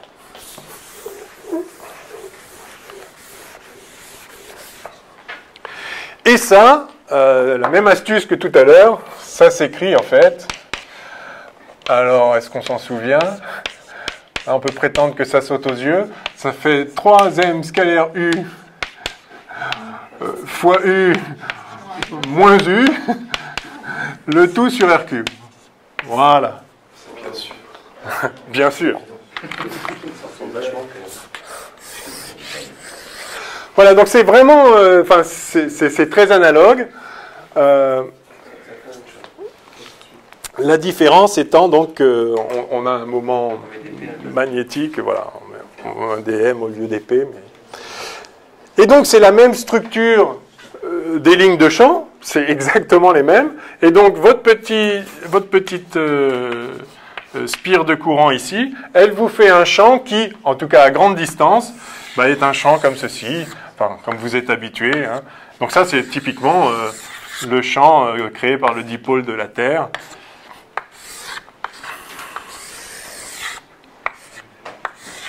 Alors, en première approximation, c'est un dipôle. Et donc, voilà. Donc c'est exactement les mêmes lignes de champ, sauf au voisinage, parce que vous vous rappelez au voisinage du moment électrique, là tout à l'heure, du moment dipolaire électrique, on avait à l'extérieur un truc qui fait bien pareil, Mais ici, on avait des lignes de champ qui reviennent à l'intérieur, là, du plus vers le moins. Donc, mis à part au voisinage du dipôle, où là, il n'y a pas de ligne qui va dans l'autre sens, hein, mis à part au voisinage des dipôles, les lignes de champ ont exactement la même structure. Et c'est parce qu'on a, voilà, si on fait le calcul, on trouve que c'est la même chose, dès lors qu'on fait l'hypothèse qu'on est loin par rapport aux dimensions du circuit ou du dipôle. Voilà. Et alors, de la même façon, c'est pareil, on va pas le refaire pour ne pas perdre de temps, mais on peut calculer maintenant les actions d'un champ magnétique extérieur sur le dipôle magnétique. Que se passe-t-il si on plonge ce dipôle dans un champ magnétique? Je peux effacer là? Alors, je vous donne le résultat. Alors, c'est vraiment intéressant, hein, parce que c'est pas du tout la même force qui s'applique. Tout à l'heure, on avait une force F égale QE sur une charge, et puis F égale moins QE sur l'autre charge. Là, on va avoir une force qui est en fait la résultante des forces de Laplace. Hein, des I, des L vectoriel B, voilà. Et donc, si on fait la somme des I, des L vectoriel B en... Enfin, je sais pas, on peut le faire, hein, la force résultante, c'est donc somme des I, des L vectoriel B sur tout le circuit.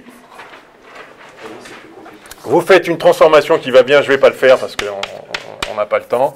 Eh bien, on trouve, d'abord, on trouve en fait, on trouve 0 si B égale constante. Enfin, ça c'est évident, hein, parce que si B est constant, on peut le sortir, et donc on a une somme de I dl, enfin I c'est juste le courant, on le sort, et somme de dl quand on revient au point de départ, ça fait 0. Donc évidemment, on retrouve ça. Maintenant, si on regarde néanmoins le moment, donc le couple de forces, le moment par rapport au point O, mais qui est le même par rapport à n'importe quel point, puisque la somme des forces est nulle, donc le couple, ça va être la somme de OP vectoriel, la force en question, donc I D de OP dl vectoriel B, d'accord?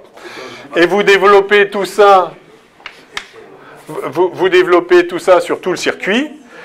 Vous faites le double produit vectoriel, blablabla, vous écrivez, et vous obtenez, il va sortir un OP vectoriel D de OP, qui est justement le vecteur surface, fois le I, ça va faire sortir le vecteur M, et vous allez trouver, vraiment il suffit de le faire, juste je ne le fais pas, mais il suffit de le faire, et vous allez trouver M vectoriel B, de la même façon qu'on avait trouvé P vectoriel E. D'accord? Enfin, vous voyez qu'il y est là, enfin il faudrait juste 3 lignes de plus, hein. Peut-être 4. Ça, on peut l'appliquer. Oui, ça, voilà. Ouais, vous pouvez le savoir. Donc, P vectoriel E quand c'est un dipôle électrique dans un champ électrique, M vectoriel B quand c'est un dipôle magnétique dans un champ magnétique. C'est un couple, c'est pas vraiment une force. C'est le couple. J'ai dit force? Non, c'est moi qui pose la question. Ah non, oui, ça c'est le couple. La force, c'est 0, comme tout à l'heure. Et le couple, c'est OM vectoriel, enfin c'est le moment. C'est la somme des moments. Voilà. Et donc, c'est ce qui tend à faire tourner le moment magnétique dans le champ extérieur. Et comme tout à l'heure, vous voyez qu'il y a deux positions d'équilibre, c'est-à-dire pour lesquelles non seulement la force est nulle, mais le moment aussi est nul. C'est la position où le moment magnétique est orienté suivant B, ou bien orienté suivant l'autre sens de B. Alors ça, l'application de ça s'appelle la boussole. Hein. D'accord ?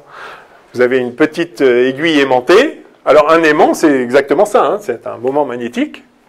En fait, tout aimant est un moment, moment magnétique. Oui, en fait, c'est la somme de tous les petits moments magnétiques individuels. Dans une image un peu naïve, chaque atome correspond, enfin, vous avez un électron qui tourne et qui fait une petite boucle de courant. Alors, sauf que les électrons ne tournent pas, etc. Mais quantiquement, il y a quand même un moment magnétique, en tout cas pour certains atomes. Et du coup, alors, en général, dans la matière, ils sont complètement tous dans tous les sens, et donc la somme de tous ces petits moments magnétiques orientés dans tous les sens, c'est 0. Mais si vous les calez tous les uns parallèles aux autres, alors ils se renforcent, et donc un aimant, c'est exactement ça.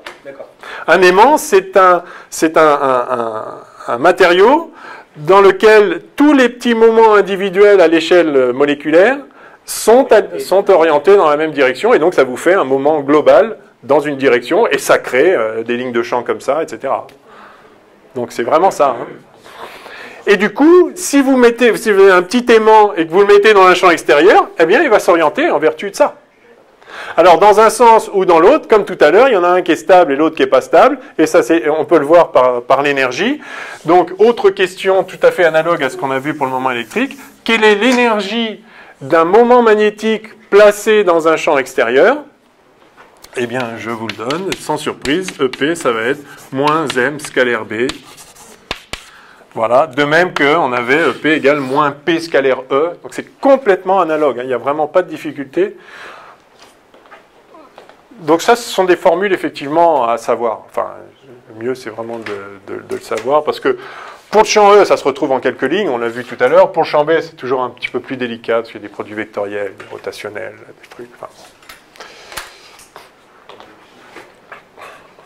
Donc voilà. Et évidemment, si le champ B n'est pas uniforme, alors eh bien, la force, ça va être moins gradient de m scalaire B.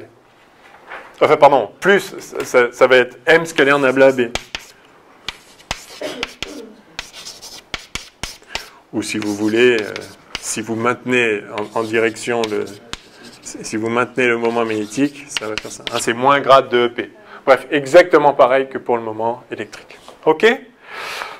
Alors, est-ce qu'il y a autre chose que je voulais dire? Quelle heure est-il en fait? Donc on a un quart d'heure. Ok. Alors on va faire pointing. Il faut qu'on fasse pointing. Vous avez des questions là-dessus? Non, ça va? Donc oui, petite chose. Du coup, lorsque si vous avez un aimant. Ah. Oui, donc un aimant et une spire de courant, c'est pareil en fait, hein, s'il passe un courant.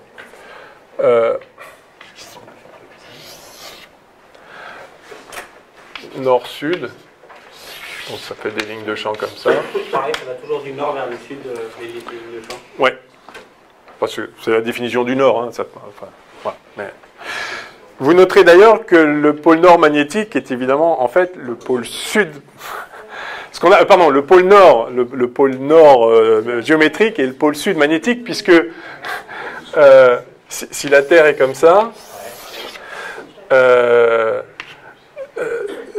quand une aiguille aimantée, on est à la surface de la Terre, quand l'aiguille aimantée pointe vers le nord, le pôle nord de l'aiguille est en fait...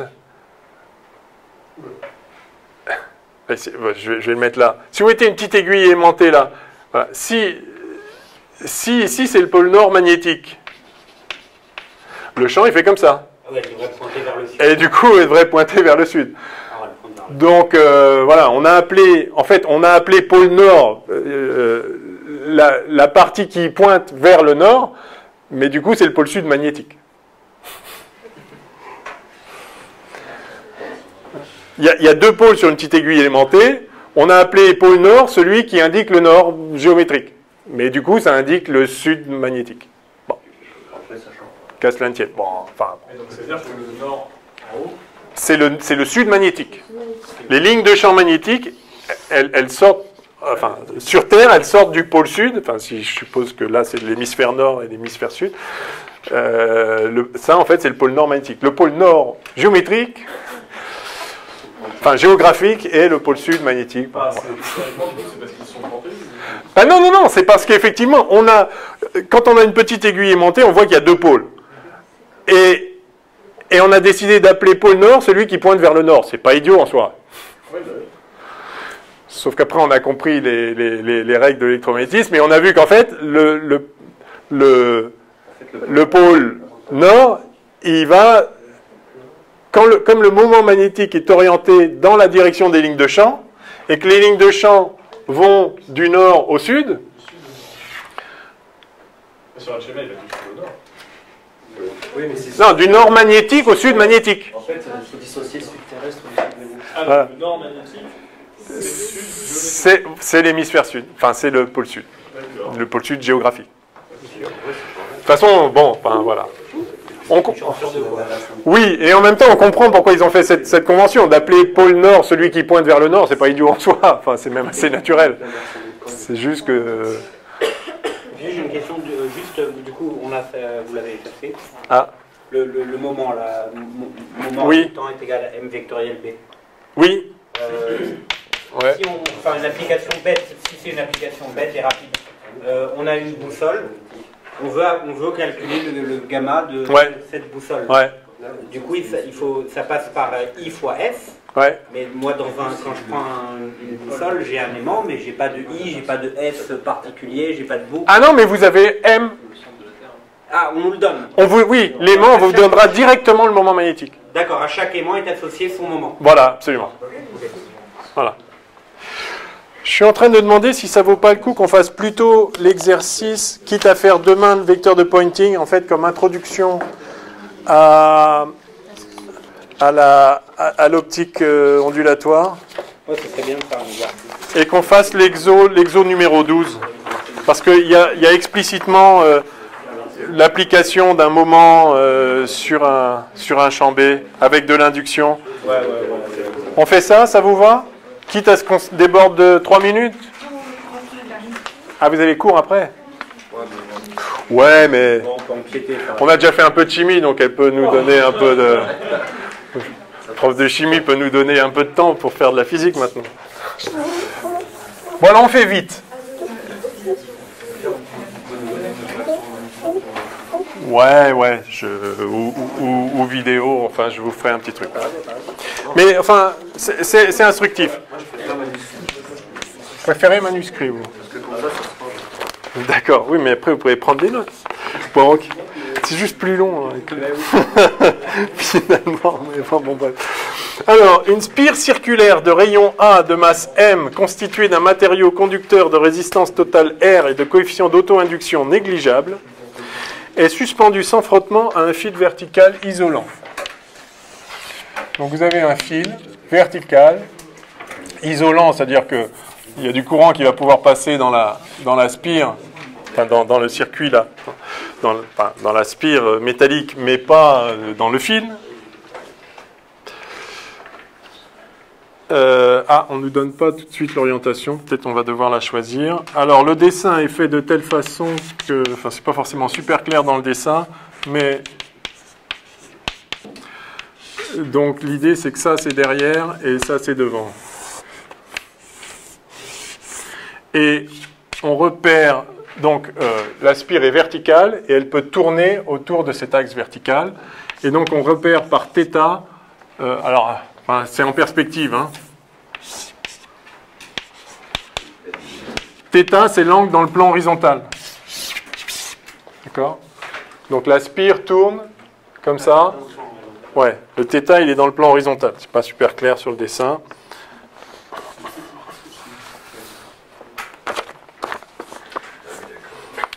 Donc on repère l'orientation de la spire par θ, par l'angle θ que fait son vecteur normal avec l'axe OX. Bien. Parce que N est dans le plan XY. N est dans le plan XY, absolument. Voilà.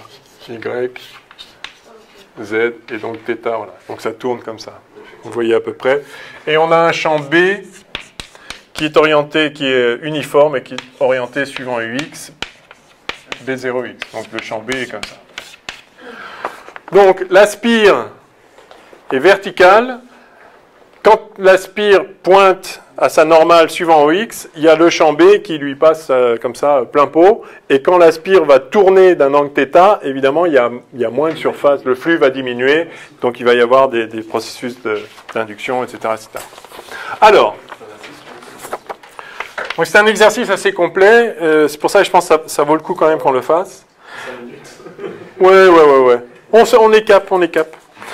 Le choix du sens du vecteur normal doit être en conformité avec le choix d'une orientation le long de la spire, indiqué sur un schéma le sens positif correspondant. Bon.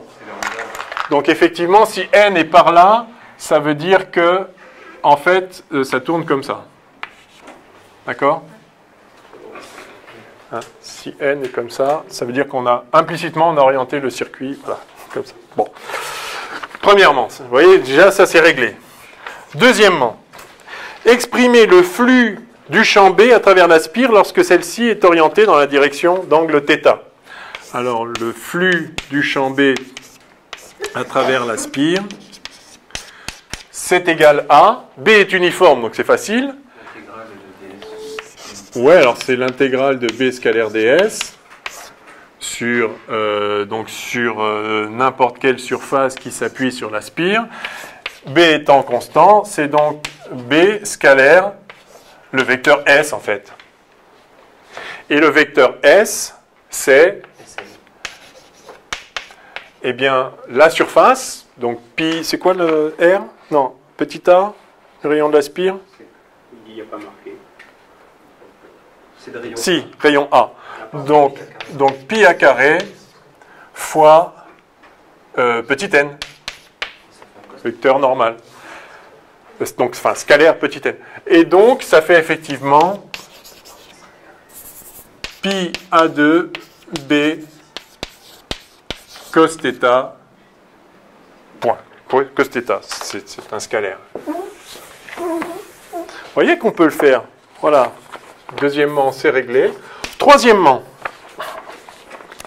initialement, la spire est située dans le plan YOZ, c'est-à-dire qu'elle est effectivement orientée avec son vecteur normal dans la direction de X, donc dans la direction du champ.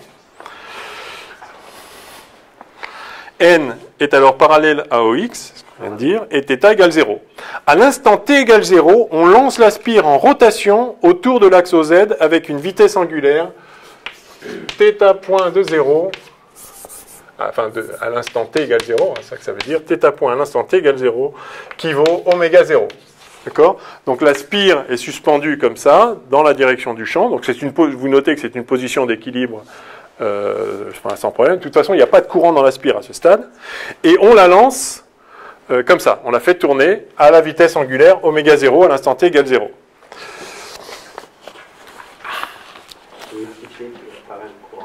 Justifier, voilà, qualitativement qu'il apparaît un courant. Donc ça, c'est très simple. E est égal à moins défi sur dt. Voilà, le flux va varier puisque θ va varier, puisque ça, c'est θ point. Hein. Donc θ varie, donc le flux varie. Si le flux varie, il y a une force électromotrice. Et s'il y a une force électromotrice, il y a un courant. Donc effectivement, je vais noter F et M induite. Et donc, courant induit. Quatrièmement, jamais allé si vite, exprimer l'intensité du courant I dans la spire à un instant t positif en fonction des données du problème et de θ et θ point. Donc il faut calculer E puis diviser par R par Y. Voilà, donc I, ça va être effectivement E sur R dans le sens jaune, là, hein, dans le sens spécifique de l'orientation. Et E, c'est moins dφ sur dt, donc ça fait moins 1 sur R dφ sur dt. Et phi, c'est ça, donc ça fait moins pi A2 B sur R fois, alors dφ sur dt, d de cos θ sur dt, ça fait θ point moins sin θ, donc le moins s'en va ici, et donc ça fait sin θ, θ point. Voilà le courant I qui donc dépend du temps, a priori. Hein. Enfin, si θ point est constant, I est constant, mais a priori, bon, je le note I. Cinquièmement, incroyable. Ah, vous remarquez, il y a 2 cinquièmements. C'est intéressant. Ça va nous ralentir. C'était pas prévu, ça nous met dedans. Alors, préciser le sens du courant dans la spire et vérifier qu'il est conforme à ce qu'on pourrait attendre en vertu d'une loi générale que l'on explicitera. Ah ah. Alors, θ point est positif ici, on suppose que oméga 0 est positif. Donc, ça veut dire que θ point est positif. Ça veut donc dire ici, en tout cas au début, sinus θ est positif. Donc, I est positif. Donc I est positif à t égale t0 plus, enfin égale 0 plus. Enfin, peut-être après ça va changer, mais au début en tout cas c'est positif. Enfin, jusqu'à pi sur 2, quoi. En fait, jusqu'à pi sur 2, oui. Enfin, tant que θ point est positif. Et jusqu'à pi sur 2, ouais. Ouais. Ouais. De toute façon, tes tapons, ils peuvent plus être positifs, vu qu'on avance. Enfin, Oui, peut-être qu'il va s'arrêter et repartir dans l'autre sens, j'en sais rien. Enfin, il pourrait faire des choses. Mais effectivement, a priori, θ point, enfin, en tout cas, θ point est positif au début et sin θ est positif, donc c'est positif. Ça veut dire que I, le vrai courant, il est bien dans le sens de la flèche, en fait. Alors, est-ce que ça, c'est conforme à ce qu'on pourrait attendre, à ce qui pouvait être attendu en vertu d'une loi générale que l'on explicitera? Je vous écoute. Bah, si le courant il est dans le sens, les électrons ils sont dans le sens, c'est juste de dire ça. Oui, certes. c'est pas la loi de Faraday. Et du coup, il s'oppose à l'effet qui lui a donné Ah, naissance. ah. Il est censé s'opposer à l'effet qui lui a donné Et naissance. c'est quoi l'effet? C'est quoi la cause? C'est la Enfin, La cause, s'oppose c'est à la le cause. champ magnétique qui le traverse. Non, c'est le fait qu'on l'ait poussé, la cause. Et justement, c'est quoi? Ouais. Non, mais c'est pour ça que cette loi, je la trouve, la loi de Lenz, elle est difficile à appliquer parce que la cause, l'effet, c'est toujours difficile. Alors, c'est effectivement la loi de Lenz qu'on cherche, hein. Enfin, dont il s'agit, la loi de Lenz qu'on cherche à vérifier ici. Donc, la loi de Lenz nous dit que le courant induit a des effets qui s'opposent à la cause. Alors, quelle est la cause?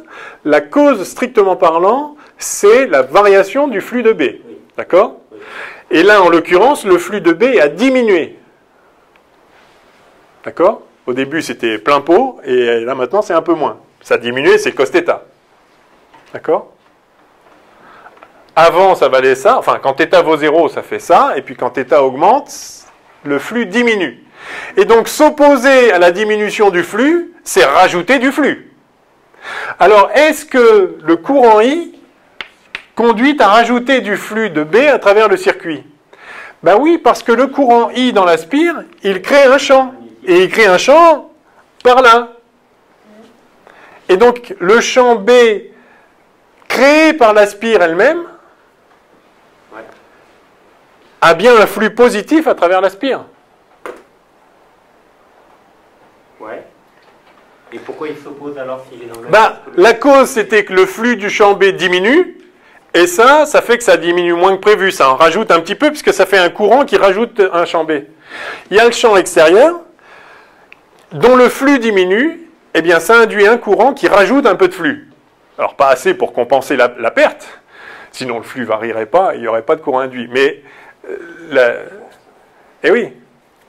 Donc la cause du courant, c'est la diminution du flux, et donc l'effet de ce courant, c'est de rajouter du flux. Ok? Donc c'est bien la loi de Lenz. Alors maintenant, on peut aller un cran plus loin, et c'est ce que vous aviez en tête. Trop d'argent, du coup, tu crées de l'argent pour C'est ça. On peut aller un cran plus loin, et ce que vous aviez en tête, c'est de dire que, ok, la cause du courant I, c'est la diminution du flux, et le courant I en rajoute. Mais la cause de la diminution du flux, c'est qu'on l'a poussé par là. Alors maintenant, ce qu'on va voir, c'est qu'en fait, ce courant va créer une force, va créer une force qui va le ramener dans l'autre sens. Non, va créer une force. En fait, dès lors que vous avez I, vous avez la force de la place, IDL vectoriel B sur chaque petit élément B.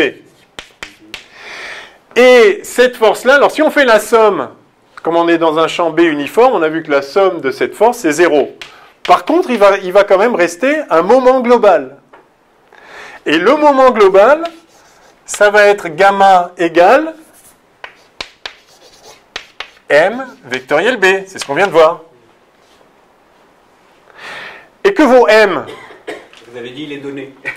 Ah ben non, il est donné si c'est un aimant. Donc ça, c'est I fois S.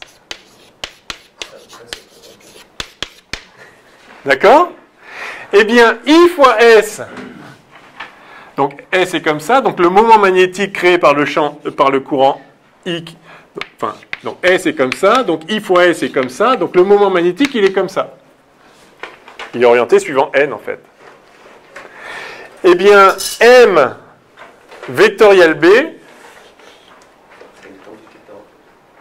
il est dans quel sens? B est suivant UX, M est en biais comme ça. D'accord? Hein, il est orthogonal à la spire. Donc M vectoriel B, il est vers le bas. Donc il va se manifester un couple vers le bas. Et donc un moment par là, ça fait tourner dans quel sens? Si le moment est par là, ça fait tourner comme ça. Et donc ça le ramène. C'est fort. Ça valait le coup quand même. Bah maintenant, il n'y a plus qu'à l'écrire. Et en fait, ça y est, on l'a écrit. Le moment magnétique le moment des forces sur la spire dû au courant I s'écrit comme ça parce que le courant I fait qu'en fait maintenant il y a un moment magnétique associé à la spire. Et s'il y a un moment magnétique dans un champ extérieur, que vous le vouliez ou non, ça fait un couple qui vaut M vectoriel B, donc qui vaut ça. Eh bien, juste à écrire ce que ça vaut ça, et c'est fini. Et si vous voulez, on s'arrête et vous finissez, ou si juste on écrit cette ligne-là, c'est comme vous voulez. Mais la voilà, quoi. Donc I on l'a, c'est ça. I, c'est ça. S, S, je l'avais écrit, je le réécris, c'est pi a carré n, hein, c'est-à-dire dans la direction θ. Et B, c'est BUX, c'est B0 UX. Donc en fait, le moment gamma, c'est... Alors I, je vais réécrire I, donc ça fait... Alors il va y avoir un pi a carré au carré. Donc pi 2 à 4.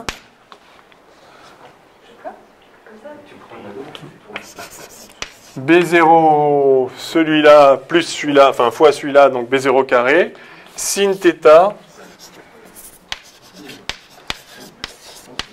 θ point, sur R. Et donc, orienté suivant moins UZ. Voilà, alors je ne sais pas si c'était une question qui était posée ou... Si, donner l'expression du couple exercé. Donc voilà, on est déjà à la question 6 en fait. On a fait les deux questions 5 d'un coup, plus la question 6. Vérifier qu'il induit un freinage, donc c'est ce qu'on a dit qualitativement, hein, effectivement. Si θ point est positif, alors le couple est vers le bas. Si θ point était négatif, le couple serait vers le haut, et donc dans tous les cas, c'est un freinage. Et vous voyez que ça ne dépend pas de la direction de but, tout ça est au carré, de toute façon.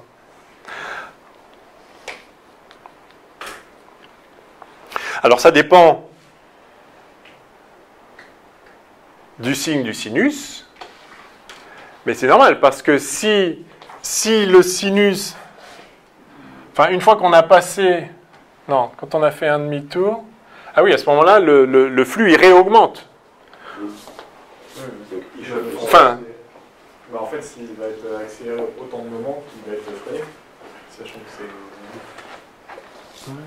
Quand le sinus il est positif, du coup c'est freiné. Voilà. Et quand il est négatif, c'est accéléré. Ouais. Donc, du coup, sachant que c'est une boucle, il va y avoir autant de l'un que de l'autre. Non, parce que, attendez, il n'est pas accéléré après. Vous avez dit, c'est ce que vous venez de dire là. Oui, mais non.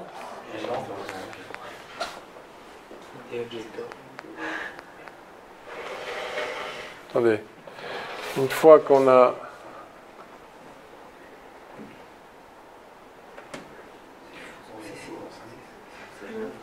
Ouais, il faut qu'on s'arrête. Enfin, voyez-le. Enfin, mais une fois, en fait, donc une fois que vous avez fait un demi-tour, là, le flux, il est super négatif, et là, il est de moins en moins négatif, après, du coup. Donc, ça veut dire qu'il augmente. Donc, si le flux augmente, le courant... Le courant va faire en sorte maintenant que, au contraire, le flux continue à diminuer, donc le courant va changer de sens. Et donc le couple va rester Non, mais c'est ça. Non, mais c'est ça. Le couple, il reste dans le même sens. Ah oui, non, c'est que ça se voit pas là. C'est ça que vous voulez dire. Oui, mais θ point reste positif. Et on a l'impression que ça... Alors, attendez, mais c'est peut-être que juste... Si, il y a un sinus. Comment ? Il faut regarder. Ça semble logique parce que du coup, si c'est négatif, si ça devient négatif, du coup, la spire voudra soumettre de façon optimale à avoir augmenter le flux. Non, je sais pas. Non, mais quand même, si... Non, si le couple est vers le bas, ça ne va pas s'opposer à ce... Ça va la réaccélérer. Oui, non, mais vu que après, du coup, le signe θ sera négatif, ce sera vers le haut, le couple. Mais non, parce que θ point va rester positif. Et donc le couple va rester, justement... Ah oui, le couple va être vers le haut. Ben oui, mais donc ça ne va pas. Donc ça va l'accélérer, justement. Oh, ben justement, pour l'aider à augmenter son flux. Mais non, si c'est vers le haut, ça continue à tourner encore plus comme ça. Alors, on est allé trop vite parce qu'on a voulu aller un peu vite. Reprenez-le, je ne sais pas, reprenez-le, c'est sans doute complètement évident. J'ai remplacé des trucs peut-être un peu trop, là. Gamma égale M vectoriel B. Ah, non, je sais, ça y est, je l'ai trouvé.